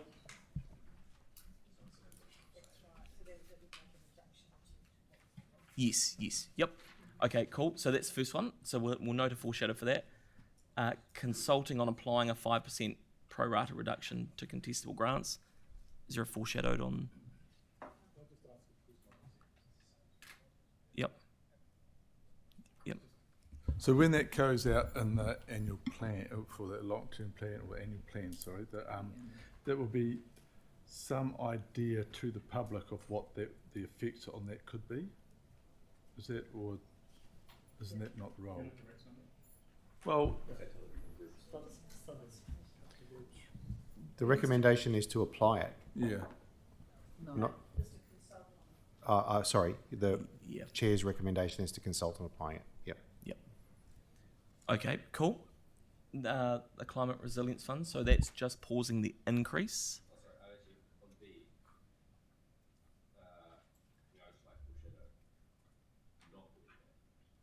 Not consulting on it. Yep. So we'll just note that. I don't think you need to foreshadow that one because if that one doesn't pass. Oh, then it just fails. Yeah. Okay. So if you're just. Yep. Okay. Cool.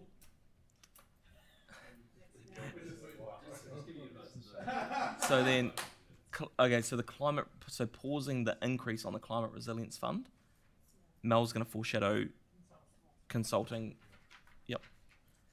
Okay. Then the next two should be fine because they're Tyler's ones around the level of service of graffiti and litter. Yeah. On E. Yep. Oh, we're changing it. Yeah, my question around E is exactly what it is that we're consulting on, because when I look at the document here, we're actually looking for their feedback on where are the issues in the network.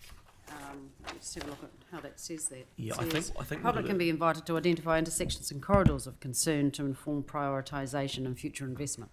So do you think that that's sufficiently covered in E? Because it looks like you're just asking them, do you want to improve traffic flow through targeted traffic signal optimisation? I think we'll come back with advice about what are the key things you should be consulting on and how you would be best to consult. So that's what we just were talking about. So if the team's got, if your aim is to improve traffic flow and there's other things that can improve it beyond signalling optimisation and green phasing, we'll come back with that advice at the same time. So we'll come back with the full advice. Thank you. Yep. Okay, so then the next one is... Sorry, I had a question on the E. So we've asked for an information for a workshop as part of last year, or this year, the current annual plan. So I'm just not sure what, like, we're consulting again, but are we going to get like a list of the intersections that are programmed to be done, or? Well, maybe we can take that away. Yep. So is this the green, so just to be clear, is this the green arrow, the green turning arrows? This is just literally asking for a bit of advice to come back ahead of the annual plan. So no decisions, just a wee bit of work to be done to see what we might be able to do. Yep. So nothing specific yet. So we're all good. We kept it broad for a reason, so that staff could come back to us with targeted opportunities, which actually help with all of this. Cool. Okay, but I'm just trying to understand what the prioritisation process will be. None of that's today. It'll come back in the new year. So no decision. It's all it's doing is asking for advice. It's just to pick up the points Tyler's raised. Okay, but it's asking for advice to go out to consult in the annual plan. No. It's just asking for advice to come back regarding consulting on. So they might say we don't need to consult. We can just get on to it. Oh, okay. Yep. All right. Yep. Cool. So the analytical savings. So you'll foreshadow it to. So Pauline will, so mine's rates, Pauline will foreshadow debt. Yep. Yep. Yeah, definitely. And considering that, I'm just keen to understand where and whether there is any debt repayment built into the current plan. Because when this sort of proposal's come up previously, we've sometimes landed on a halfway point that puts some towards rates reduction and some towards debt repayment. So before I make a decision on that, can you help me understand what provision is there currently in the annual plan for the repayment of debt? And the surplus, I guess, as well. Yeah. Do you want me to answer that? Yeah. Do you want to answer that now, or is that a question for later? No, I think B could. Okay, could, thank you. I think I'll check with Bruce, but it's about it's around about 80 million a year we have for debt reduction already. So that's already built into the plan. 80 odd million dollars a year to reduce debt. So is there any surplus Or anywhere repayment, else sorry. that's going to reduce the debt? So then we've also got the surplus sitting in this year, which I think is 12 from this morning, which we could, we always have a discussion at the end of the year as to whether we apply it to debt repayment.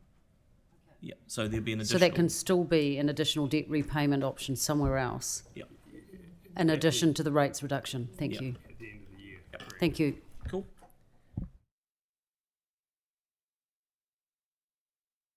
Clarification, when we say at the end of the year, at the end of June, before we sign off the annual plan, Yes. we can feed that We in. bring back a paper that says, here's your surplus, what would you like to do with it?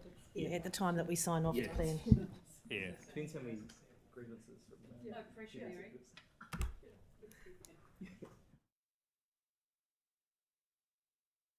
And then the next one is the, so I've put in there, do not give the $1 million capital grant to the Canterbury Museum.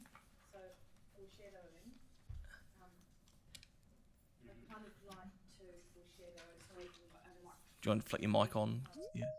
foreshadowing that we agreed to increase the capital grant, rather than, I don't want to consult on it, I think we just should do it. Can I do that? Yeah. Yep, thank you.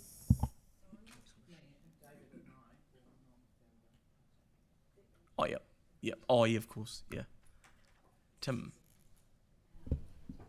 So at the moment it stands that we would be consulting on it, or are you asking not to consult on it? Yeah. Is this So the choice is basically, do you put the $1 million in and, it's just there or not? Yeah. Could I put in a foreshadow with regards to if we're going to look at it, then consult? Well, you can foreshadow. You can be the third foreshadow. Yeah, for sure. So can I ask a question on that of staff, please? Is there a timing issue on this one for the museum? They did come to us and they wanted an answer on some funding assurance so they could continue their program of work Andrew's got a quick answer for you over the back. for January. No, all of their updated numbers are now aligned to our decision-making timeframes, so the museum have covered that off. The original resolution said recommended to grant that, and it's now been changed to not. So were they assuming that we were going to grant this money? They haven't made any assumptions. They know that decisions had to be made, and yeah. Were they expecting a So decision their to be cash made? flows assume that funding will not be available at this stage until 1 July to carry on with their program. But they But have. they're not reliant on this funding. No, but I think unless something's changed, they came to us in their last presentation and said they did require some Yeah. assurance by They would January. like to commit to the next phase of the project, but that commitment requires the full suite of funding, because they can't commit to the next phase unless they get the full suite of funding, So. which is multi-year funding. Yeah, so what you're saying then is an assurance that if we don't grant number 5 in this draft, they won't be affected negatively. That's my understanding, because they're fully funded on the current stage. They can't commit to the next stage until they have the full suite of funding for that stage. Thank you. Cool. Okay. Then.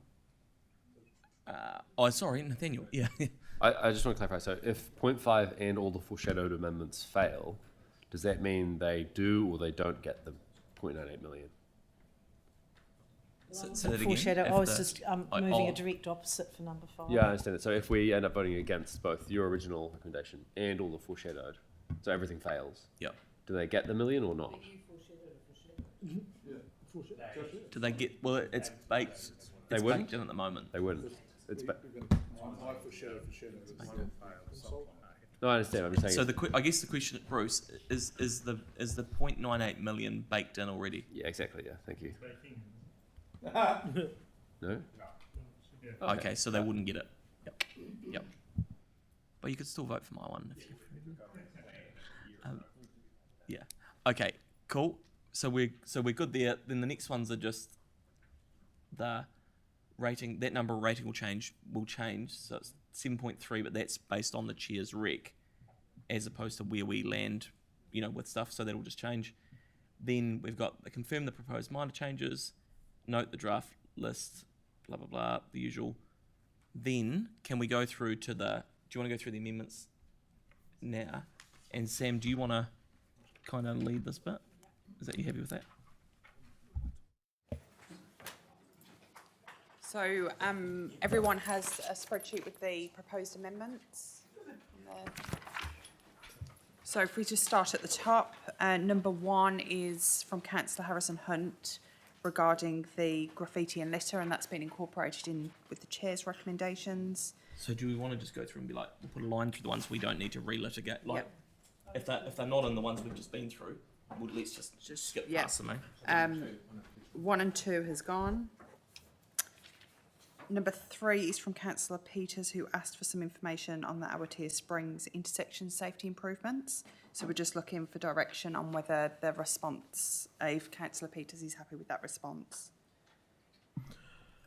Is there ability, after the community board is updated on this, to then look to build something into the annual plan? Yes or no?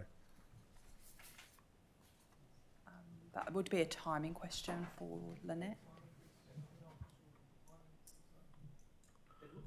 To progress in 2026 anyway. So I think Certainly, you're okay. Amy's renewal's progressing in 26, but it's the Awatea Amy Springs intersections which are directly abutting the Amy's. Just whether that could still I think be it's already proceeding. it's already in the budget. Yeah. Is my so I think we're good. Looking, have I got that wrong? Okay. So Cool. that's good. Cool. Yep. Number 4 is curb repairs for Lever Terrace and Grantley Street from Councillor Donovan. So they've been updated to request advice on the capital budgets and timing, and whether they can be included in the draft annual plan for February. So if Councillor Donovan could confirm if she was happy with that wording. Yeah, that looks good. You happy, Celeste? Yep. So we're not going to end up voting on these, are we? Yes, we will vote We will? on them. Yeah. So what's the so the resolution requests advice? Yes. Oh, okay. Okay, Yeah. cool. Perfect. So Celeste, you're good with that? Yep. Sweet. Thank you all. And the same for the next one's fine. And the same with Inwards and Yeah. Grantley. So just so everyone's clear, number 5, that's going to go up as well. Yeah. So that's cool. Yeah, so 5 is requested advice, that will go up. Great. So then we're at number 6. Number 6 is from Councillor Johansson. So this is about the SPAC Pack funding. Notes that staff will provide a report in time for the draft annual plan adoption meeting regarding the funding for that. Number 7, Councillor Johansson. So this was seeking a noting provision on the progress of the vert ramp, and whether we can have a resolution to get consideration as part of the draft annual plan adoption meeting. So staff have provided some staff advice there. So we're questioning whether we need this noting provision. That's fine.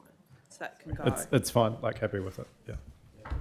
Happy with the staff response. Which is Yeah. just a noting. We won't need it because that work will proceed. Yeah. So that will disappear. Number 8 is from Councillor Johansson regarding reducing Kiwi Rail crossing budgets by 70% in Scruttons Road. Great. So the staff advised there that do not recommend that proposed amendment. Seeking advice from Councillor Johansson. The question is, can, Well, I mean, can it be put? I guess is probably the thing, because we've had advice that we couldn't put it. Well, we had advice at the last annual plan that we couldn't put it, that we had to get advice. So we made a resolution to get the advice, and so now we're doing the draft annual plan again next year in a row, and so we need to find a way to be able to put it. So the difficulty, Mr. Chair, is that what is $500,000 by you? What is a 70% reduction by you? There's no detail behind these figures, so. You know, well, when wait for the information to come through from Transport. when is it going to come? Because I mean, my concern is we continue to progress these expensive designs with Kiwi Rail, and yet as a council, we haven't made the call whether we want to fund them or not. My question to you, councillor, is what will that $500,000 buy? Oh well, like, you know, I'm sure it could put up a few signs So and a little bit of fencing, which is probably all that's needed on Scruttons Road. How would you know? But the idea is to have like more money spent on that crossing than the entire area of Bromley. It just makes no sense. So why don't so we just need to know when the advice will come through, I guess, or a rough estimate of it. Well, we've had advice on reducing the budgets. As council, you've had advice on reducing. So there's two parts to this amendment. It reduces all Kiwi Rail budgets by 70%, and it reduces Scruttons Road to 500,000. Our initial estimates show that we can't do the Scruttons Road solution for 500,000, but they are very initial. Yep. You have had advice on reducing in PX on reducing Kiwi Rail budgets before as council, and our advice is not to do it. Yep. Okay, so we're saying what are we actually asking for here to accept? We're saying the budgets aren't specific enough to reduce, but are you wanting more advice, Yanni? Well, so at some point we need to make a call on Scruttons Road. So are we going to get like an options report? What's the deal? My understanding was government are looking to change the legislation because clearly no one thought that it was sensible that we spend $7 million on this crossing. Yeah. And even spending 6 or 4 million still just seems abhorrent when we've got whole neighbourhoods. Mark's got crossings outside schools that he wants funding for. There's far greater risks in our city than the money that we're putting towards these crossings. So I think we need to have a decision-making report at some stage to take off some of that money and put it into where the priority areas are that we see. Yeah. So if there's another process, it's better to have that conversation. Let's leave that with Chief Exec. I'm just worried that all this work is happening with Kiwi Rail behind the scenes. I think you've actually got a really valid point. Yeah, so as long as we can have a clear process around that. Let's just finally get a... Cool. So I'll withdraw that, but we'll get a commitment to get... Yep. Instead of using that figure 70%, he could just pick a number to trim off the... I mean, the government picked a number for the rates cap. Just one conversation at once. So I've got Mary. I think we'll get the team to come back with some advice rather than a random 70% or 500%. And what I'm picking up now, it's potentially reprioritising it within the program as an option as well, rather than reducing it. So we'll try and get some advice. It may. Because the other concern is like, and we've just had it at F&P, a whole bunch of our projects have been delayed because of Kiwi Rail, which has meant the costs now associated with those projects is just going up and up and up. So is that, why don't, let's have a chat about after the meeting, eh? Yep. Is this on Kiwi Rail? Actually on Scruttons Road. I'm just a bit lost here. I know Yanni's getting Scruttons Road down to 500 grand yet. And if we're reducing the Kiwi Rail crossing budgets by 70%, what is that figure? But there must be a figure in the budget if we're reducing something, is it not? I don't think you have sufficient information to vote on that today. No. So for people didn't hear, I don't think you have sufficient information to make a decision on this today. So we will come back with some advice that you can make a decision on in the new year. It would have been. How much is in the bucket for Kiwi Rail that we're not going to spend in the next year? We don't know. 61 million. 61 million. Okay. So let's Okay, so that's helpful, and Good if it was let's. raised So from we're going to get back a report decision making.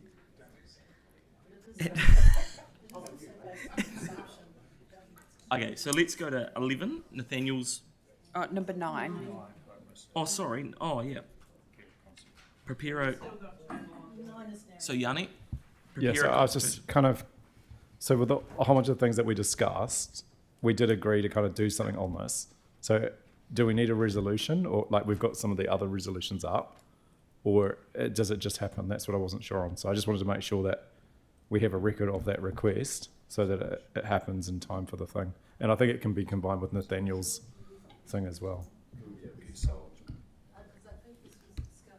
A workshop, wasn't it, to actually consult in the annual plan around council's role in housing homelessness, the It broader was issue. 9 and 11, I think. Yeah. Wasn't it? The Nathaniel's one as well. Yeah.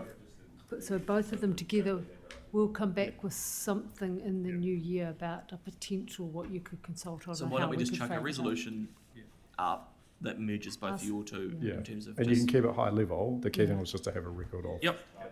Oh, should I just speak to that now to make it? Yeah. What's that? I'll just speak to that now and hear what you say. So yeah, I mean, I just wrote this as a way of saying we sort of have, we consult and we have maybe 3 options to sort of like a hot, warm, cold on council's role. But my wording is very like happy for lots of wiggle room, you know. So we can, as long as it's sort of in there, we can sort of flesh it out in the new year. Yeah. So we'll pitch it a lot like those other ones, ask for staff advice on consultation and the annual plan on.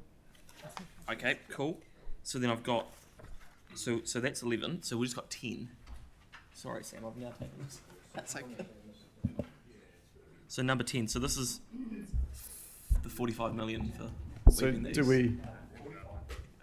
Yeah, it should be about 50, shouldn't it? 10, Are there some money trees it's fif- growing 50, in the weaving 50. the east that will? Can I just check with staff? Like, someone's just messaged me, the community board chair, to say that Weaving the East is funded. So my understanding is there is no funding, but happy to be proven wrong. But if there's a better way to actually get it considered, I'm happy for that. This was the top priority that I raised, and there was nothing reflected in the.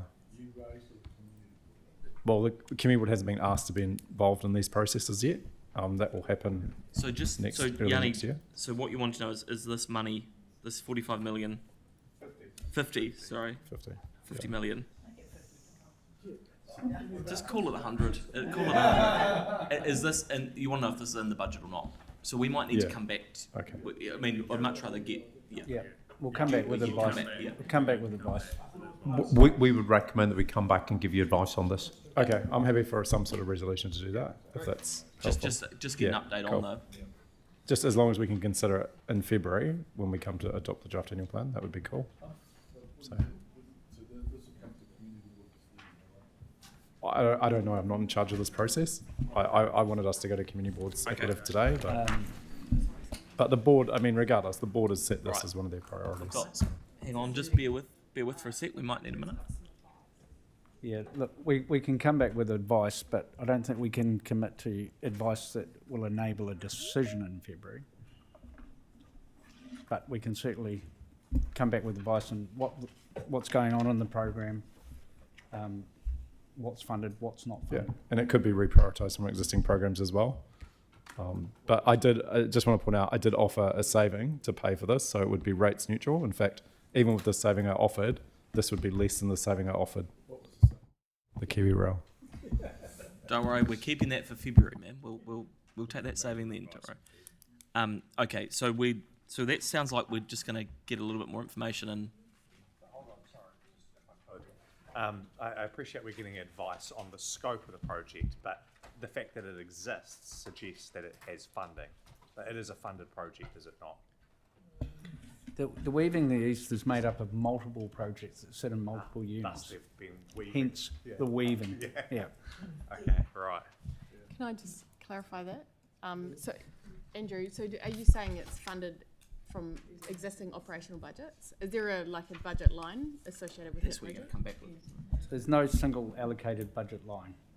There's multiple units doing multiple things, hence the phrase, weaving it together. So if we wanted visibility of that, you'll come back with that detail? We'll come back with as much advice as we can give you. We'll probably get some memo or something. Okay, cool. We've done 11. Can I just get clarity on the process we're going to from here on this in this meeting? Hang on. Can we just have one conversation? Yeah. So we're gonna. So as well as the amendments that we talked about before from the chair's recommendation. Yep. We're also going to be voting on items from this table. Yes. Good. Yep. Just making sure. Yep. Thank you. Yep. Because then we can get to the end of that. It gives the team what they need to then go and do some stuff. Come back in February with all the consultation work. Then we go out and consult and yeah. No, good as gold. Okay, so if we go to the last page. And Celeste, are you happy with Yep. 13 with the advice? Yep, cool. So that was not bad actually. Yep. So let's have. Can we just have a 10-minute break while the team they're just going to get some stuff ready.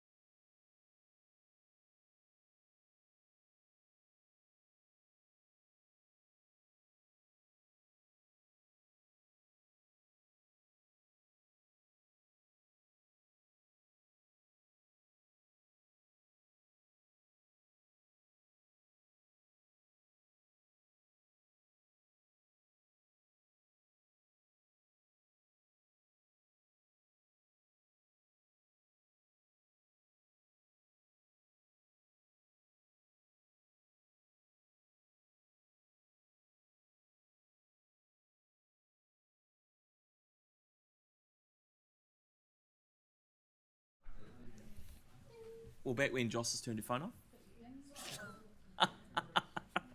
Okay, so what we're going to do is Sam's just going to go through the amendments just to confirm movers and seconders for that. Then we'll have, if anyone wants to debate it, and then we'll go and vote. And you can debate it, everyone's free to debate, but we'll also have several opportunities to debate it next year as well. Yes, you've got 15 minutes, Jake. Yeah. Okay, so Sam, do you want to do your... Yep, so on the Big Tin Can, you've got two documents, one containing all the amendments and the second containing the chair's recs and the foreshadowed motions.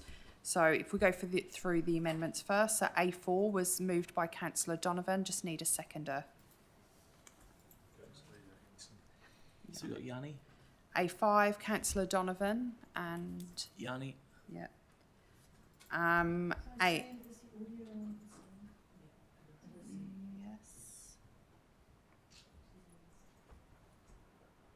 Yes, I believe it is, yeah. A6 is Councillor Johansson and then seconder. Celeste. Melanie, yep. A9 and 10 was moved by Councillor Johansson, seconded by Councillor... Sorry, I just want to, I noticed you've written in there social housing and homelessness. I just want to clarify that's just like slightly narrow because it excludes things like transitional emergency housing and also affordable rental and home ownership. So I just want to note that it's like a little bit narrower than I was expecting. Yeah, I think if you just change social to community housing, then that broadens it enough to capture that, yeah? Cool. Thank you. Cool. A10 is Councillor Johansson, need a seconder. Celeste has seconded that. A13 is Councillor Donovan and just need a seconder there. That was Pauline.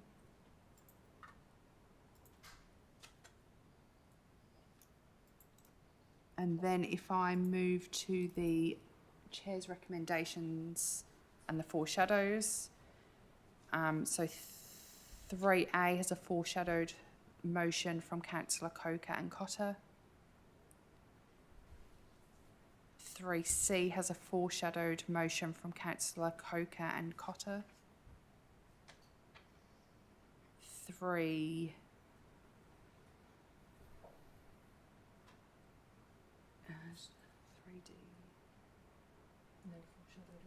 Oh yeah, 3D and 3E is no foreshadows there. Chair's Rec 4 has a foreshadowed motion from Councillor Cotter and was that Councillor Coker? Yeah. Coker and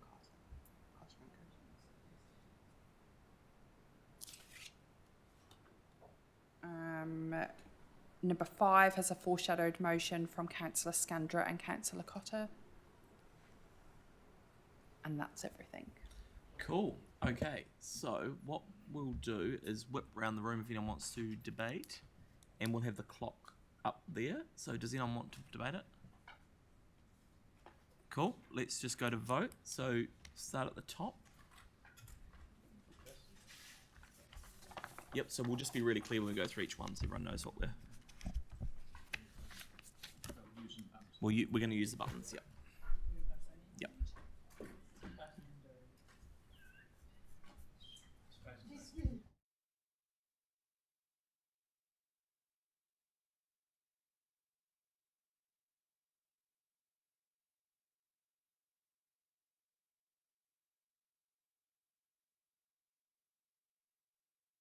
Oh, yep.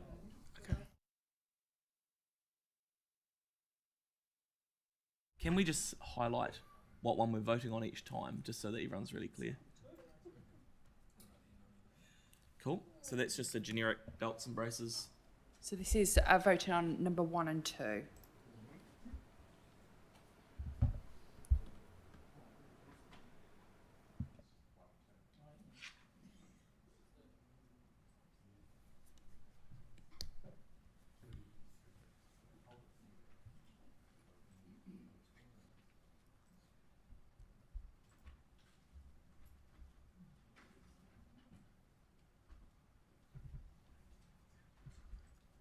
Everyone good? Mel looks like she's lost it. I reckon go and have a break, Mel. You go away for 20 minutes.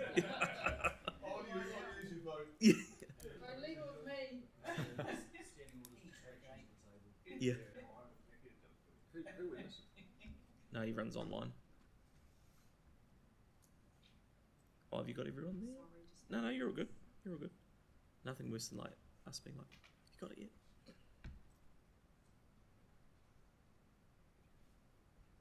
Sorry, Councillor Fields online. Can you now vote? Perfect. That's everyone. Cool. Great. Apologies, I missed the queue.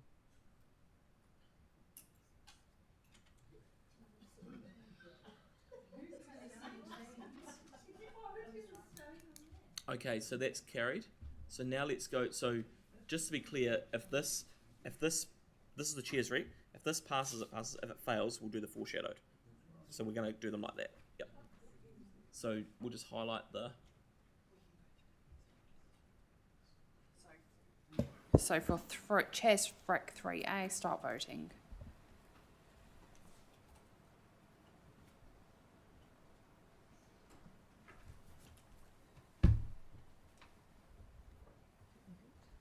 That's everyone.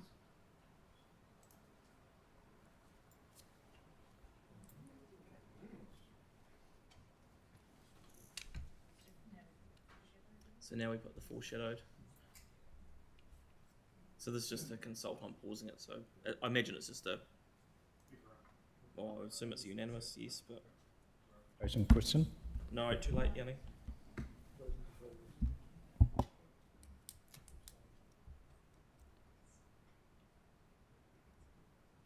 Just need Councillor Johansson. Yanni, have you voted?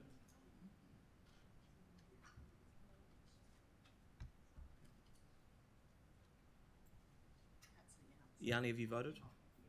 Oh, he said he has.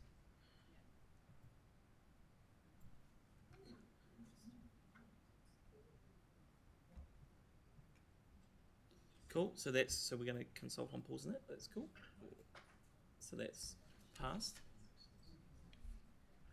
So now, I feel like I'm rushing you, Sam. Sorry. You tell me when you're ready. Yeah. So 3B, and I can start voting now.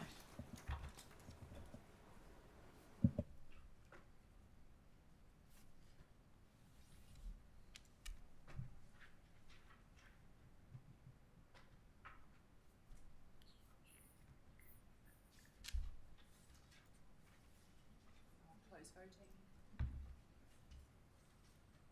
Cool. So that's carried. So cool. All right.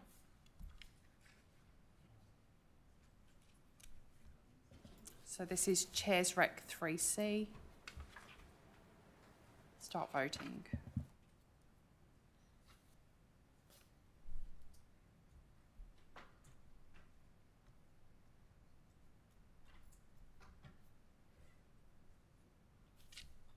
And I'll close voting. Yep.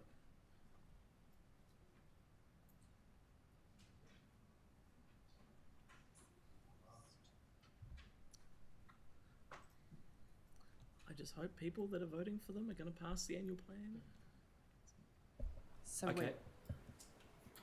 we're now on the foreshadowed motion for recommendation 3C. Start voting.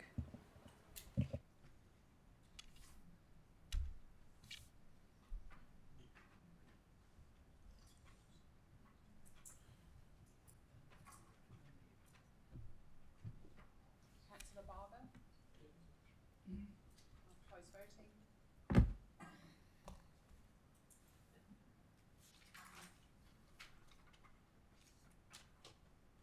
Cool. That's carried.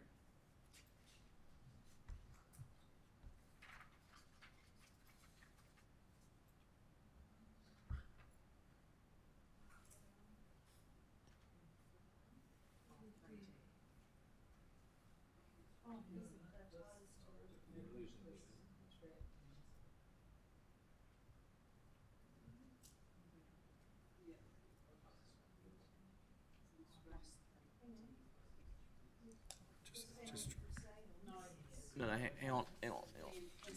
Yeah, Kate, Sam's just sorting it. Yep.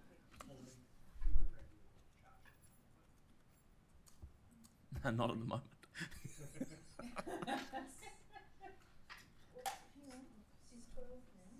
Yeah, just ignore it for the time being. Yep. They're just fixing it. Yep.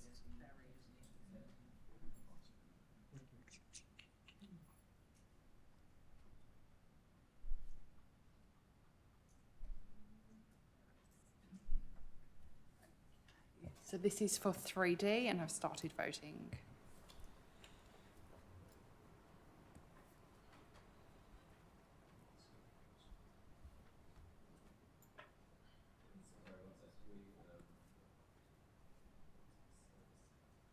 Councillor Donovan.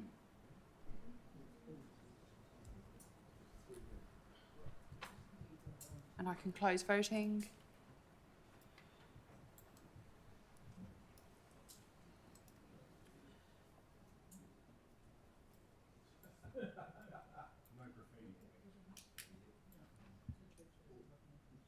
Now on Chair's Rec 3E. Cool. Start voting.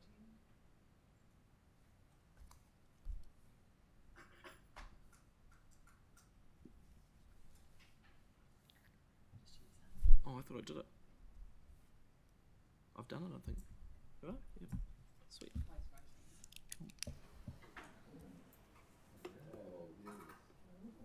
Don't get too excited. It's just for advice. There's literally been no savings today. Oh, yeah, actually, you're right. Traffic signals. Yep, that's a good signal. Lynette, did you get that? We all just agreed on free-flowing traffic across the city. So.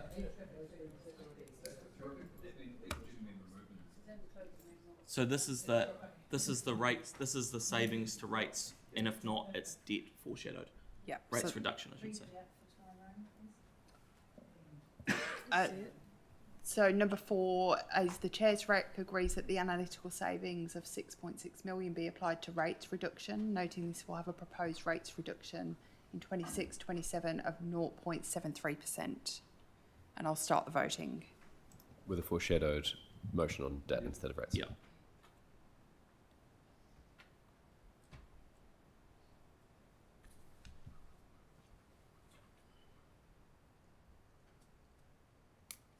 Councillor McClellan.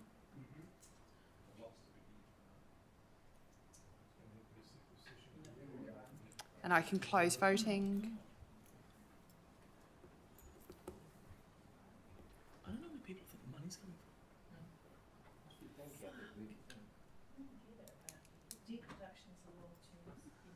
Yeah, not for the people at Christchurch. Yeah, we just throw 12 at the surplus. Oh, 4's gone as well. I don't understand that. Sorry, just. Saying that we're going to take it off. Debt reduction. Yeah. Not rates.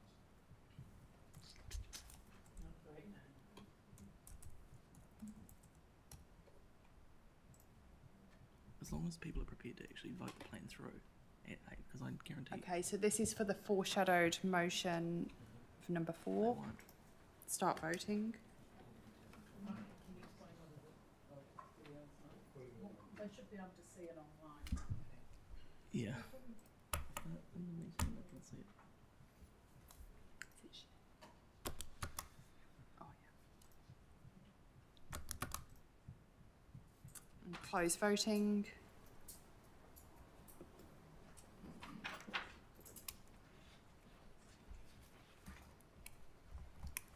So that's carried.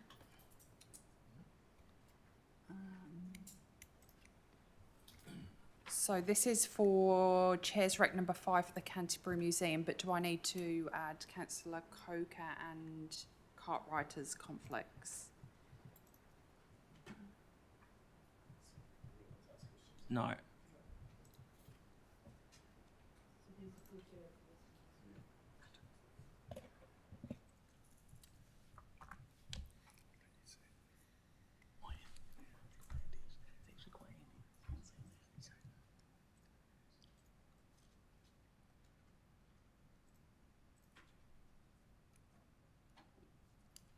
Okay, Chair's Rec 5, start voting.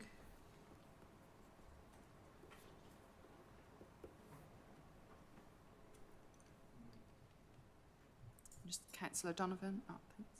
Close voting.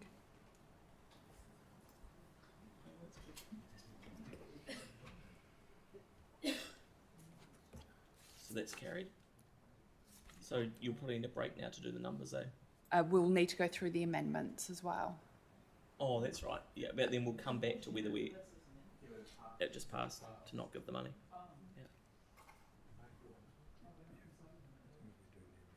Yeah, let's do the amendments. Well, can we group? Oh, actually, no, Dora, you do it, Sam. You do it.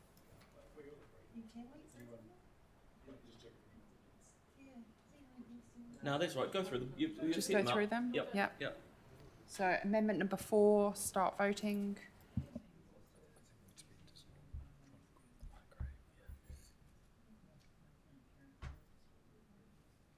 don't really care. That's only advice. Yeah. I don't get where they think the money's coming from. Like, how do we can't go out with 8%. We can Close voting. Kind of just 2% after going on 5%.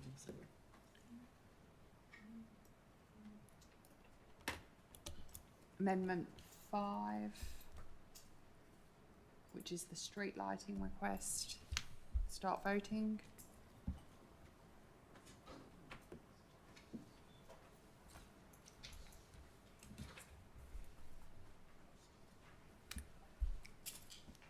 And close voting on that. Isn't that crazy? You 7 million savings. Amendment number 6 is for the SPAC Pack funding advice request. Start voting.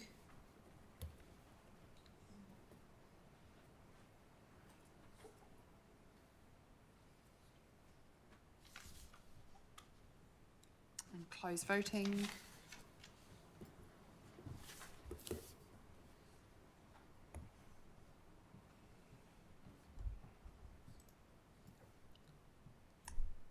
Amendment 9 and 10 together regarding consulting on the, 9 and 11 together on the community housing and homelessness.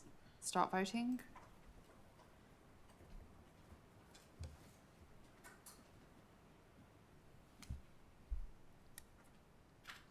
And close voting.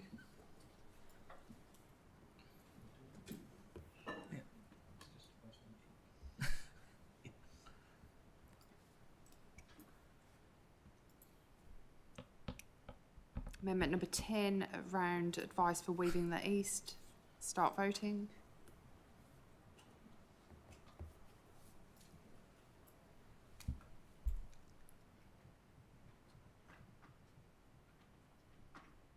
And close voting.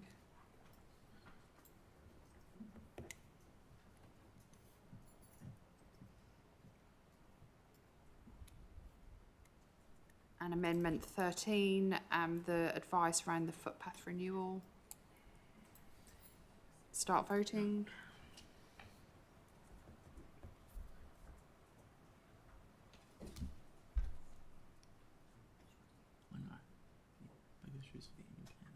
Councillor McClellan. $1 billion budget, and we're getting advice on freaking football. But that's the level of thinking. And close voting.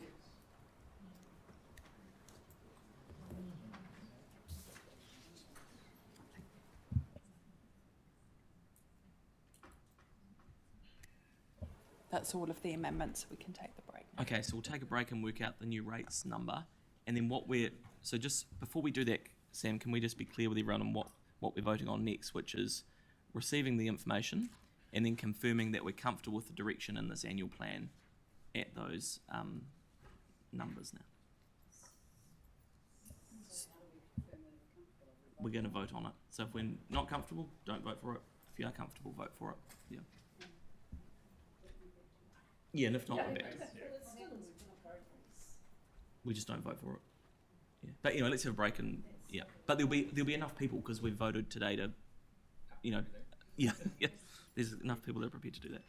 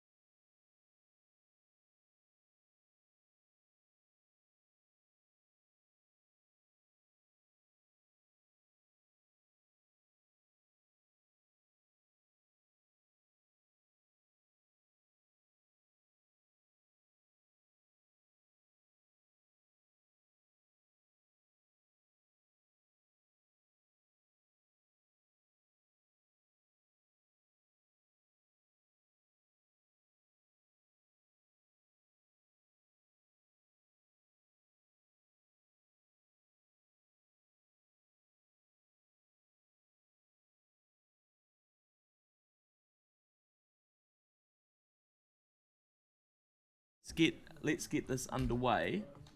So what we're going to do now is vote. We have to vote separately, Sam. I think on A and B, on 6A and B. If that's right. So the first one is going to be noting the direction provided through the workshops and the resolutions. Bruce and Peter, is there any update you want to give? We can just give you a brief update. So the proposed increase remains at 8.32%, which is an overall average to all existing ratepayers, not just residential. And just to be clear, the Environmental Partnership Fund increase remains in, but we're going to consult on pausing it. The contestable grants remain intact, but we are going to consult on a potential 5% pro rata reduction. The climate resilience 0.25% annual increase remains in, but we're going to consult on pausing that increase. The analytical savings will be applied to debt reduction via increasing the rating for renewals, and the museum capital grant increase is not included. Is that okay? Cool. Okay. So you're. Yeah. Sorry, I was just because we talked about analytical savings, and I don't know that we'd had that explained. It was something I was supposed to wanting to ask earlier. I was just wondering if someone could explain that analytical savings and where they come from. Are we able to do that now or not? Yeah. Did we do that? Oh.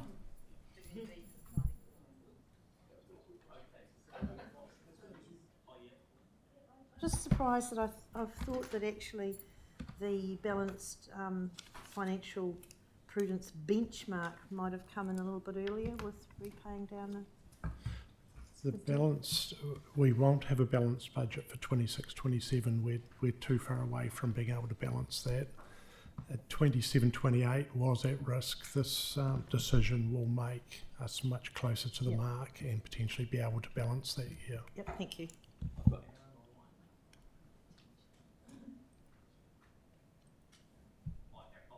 Aaron online, you got a question? Yeah, so just a quick question. I know I'd asked it when we were doing our spitballing workshop, or the ideas one. For the rate rises, Sam, did staff ever work out if everyone who votes for them, we can just put the rates up by that incremental increase in those wards, just so there's more transparency in the way we load the ratepayer? Can they also get the benefit of the debt reduction as well and the affordability over time in those wards also? Yeah, absolutely. But it applies to everything. So I think the advice at the time was it wouldn't be an issue for the annual plan. We'd need to look at that in targeted consultation. For the LTP. Yeah. Okay, cool. Cool. Okay. The first one. So the first one is so it's agreeing on the approach, at this stage around the 8.32%. From 1 July, so should we open the voting on that?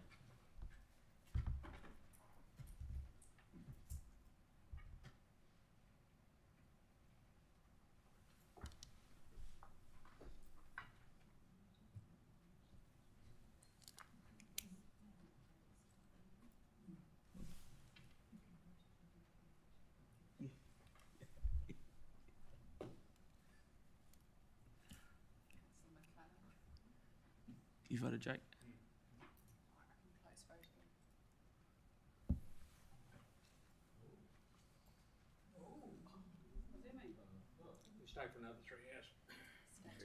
We have to do that thing in democracy called compromise. So that sounds good.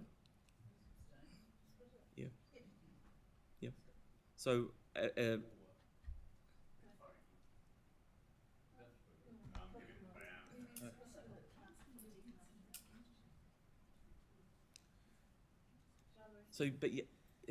can you bring that voting thing back up, please?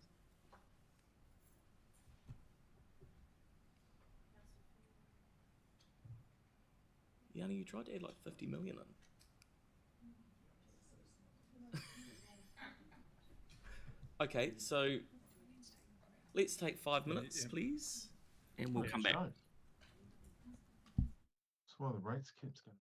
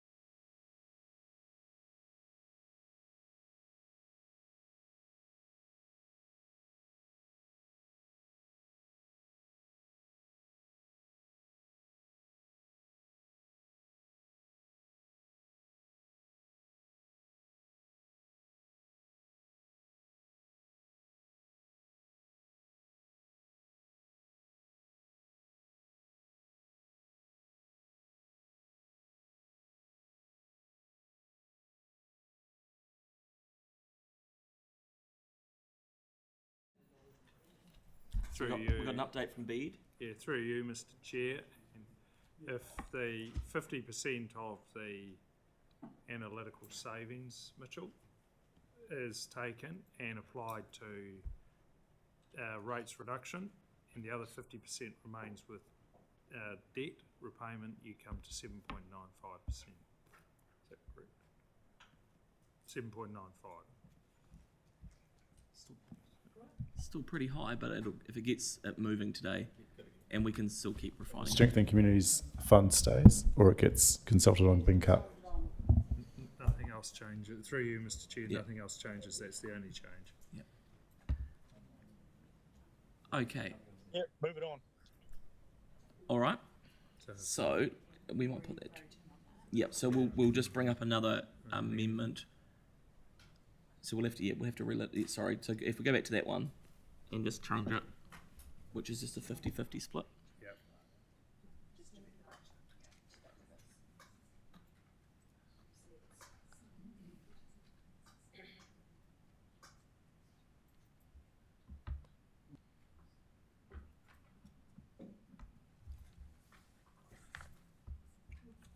Yes, that's right. This is baked in.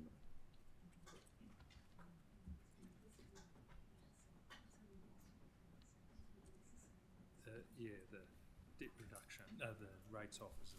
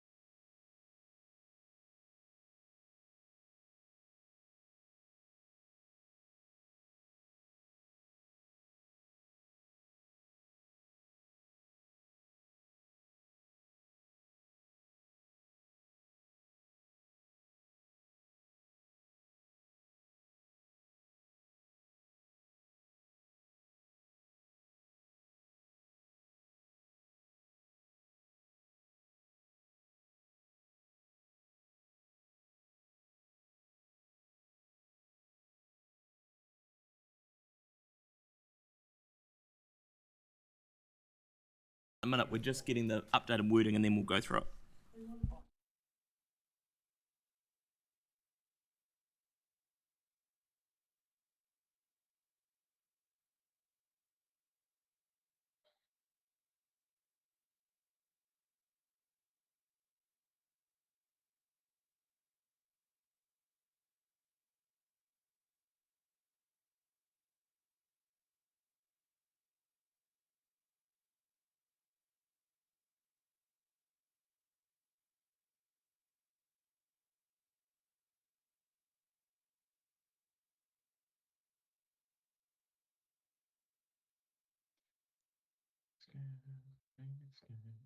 I can't wait.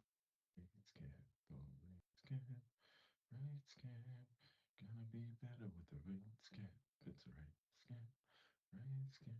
It's gonna be better with the rate scan, rate scan, for rate scan. Yeah, what looks like a rate scan, rate scan, rate scan. It's gonna be better with the rate scan, rate scan, for rate scan. Can't wait for the rate scan.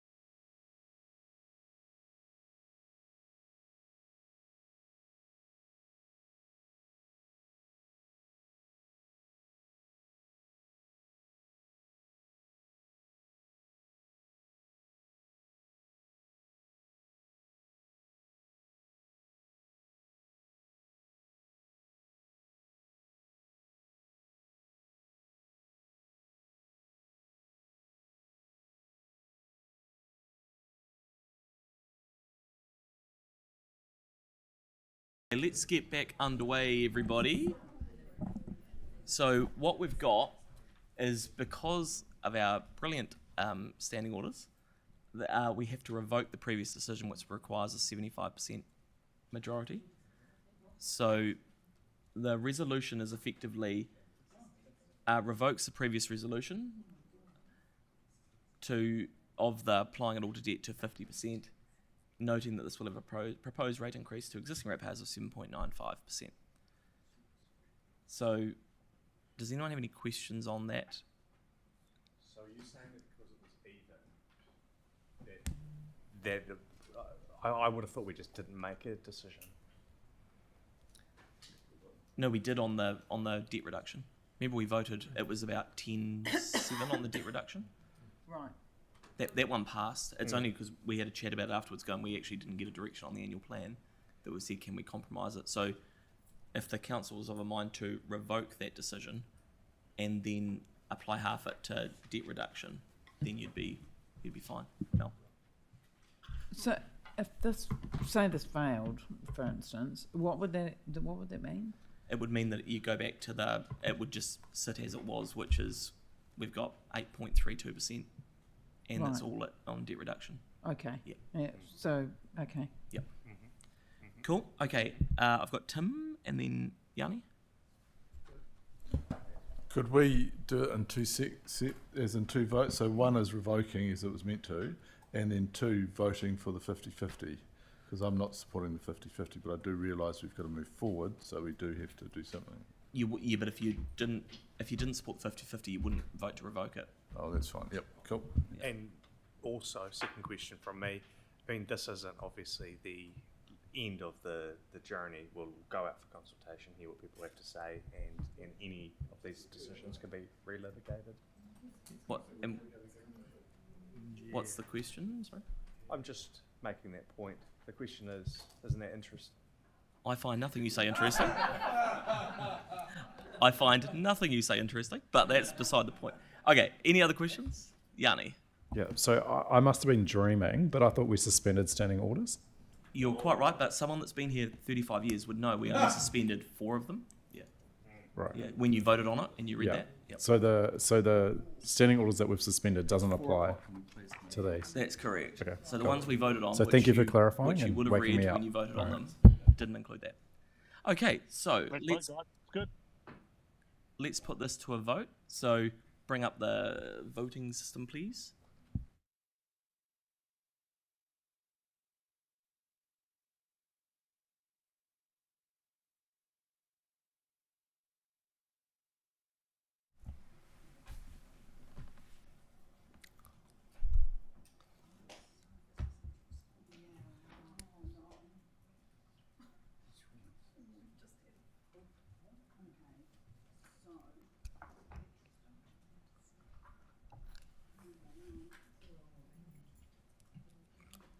Hey, I'm as bad as you.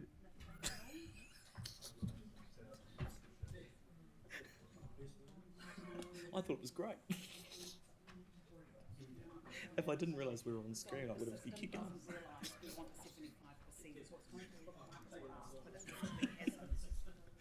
Right, we better explain. So. Oh.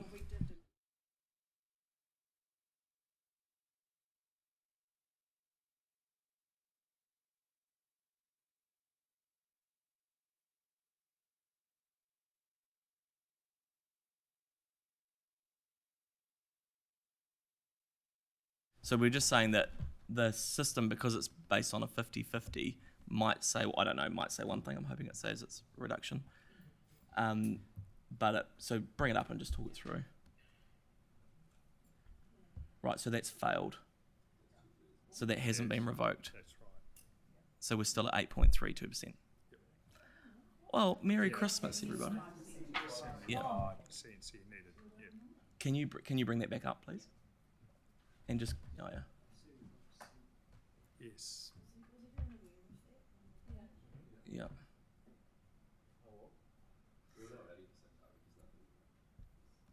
We're at 75%. Okay, so that's lost. So that concludes. Oh no, we've got 2 more noting provisions. So let's do those, and then we'll conclude the meeting.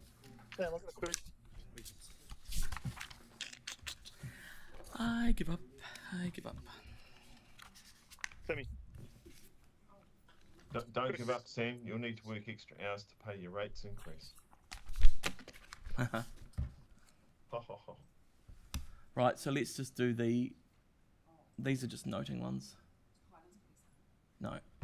We're just voting now. Okay, this is for 6B, 7 and 8.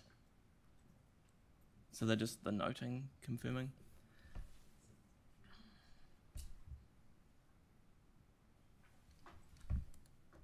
So I don't think we're going to land an annual plan. We're not going to land an annual plan. Nope. Can't wait for the rates, Kate. Yeah. Makes it easier.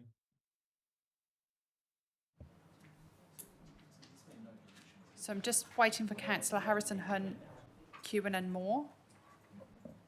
You voted? And Councillor Harrison Hunt?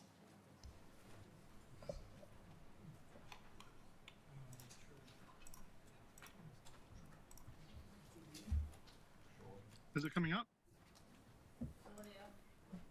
No. It's pretty hard when they're not in the meeting. And I'll close voting. So that should just be noting, so that will be...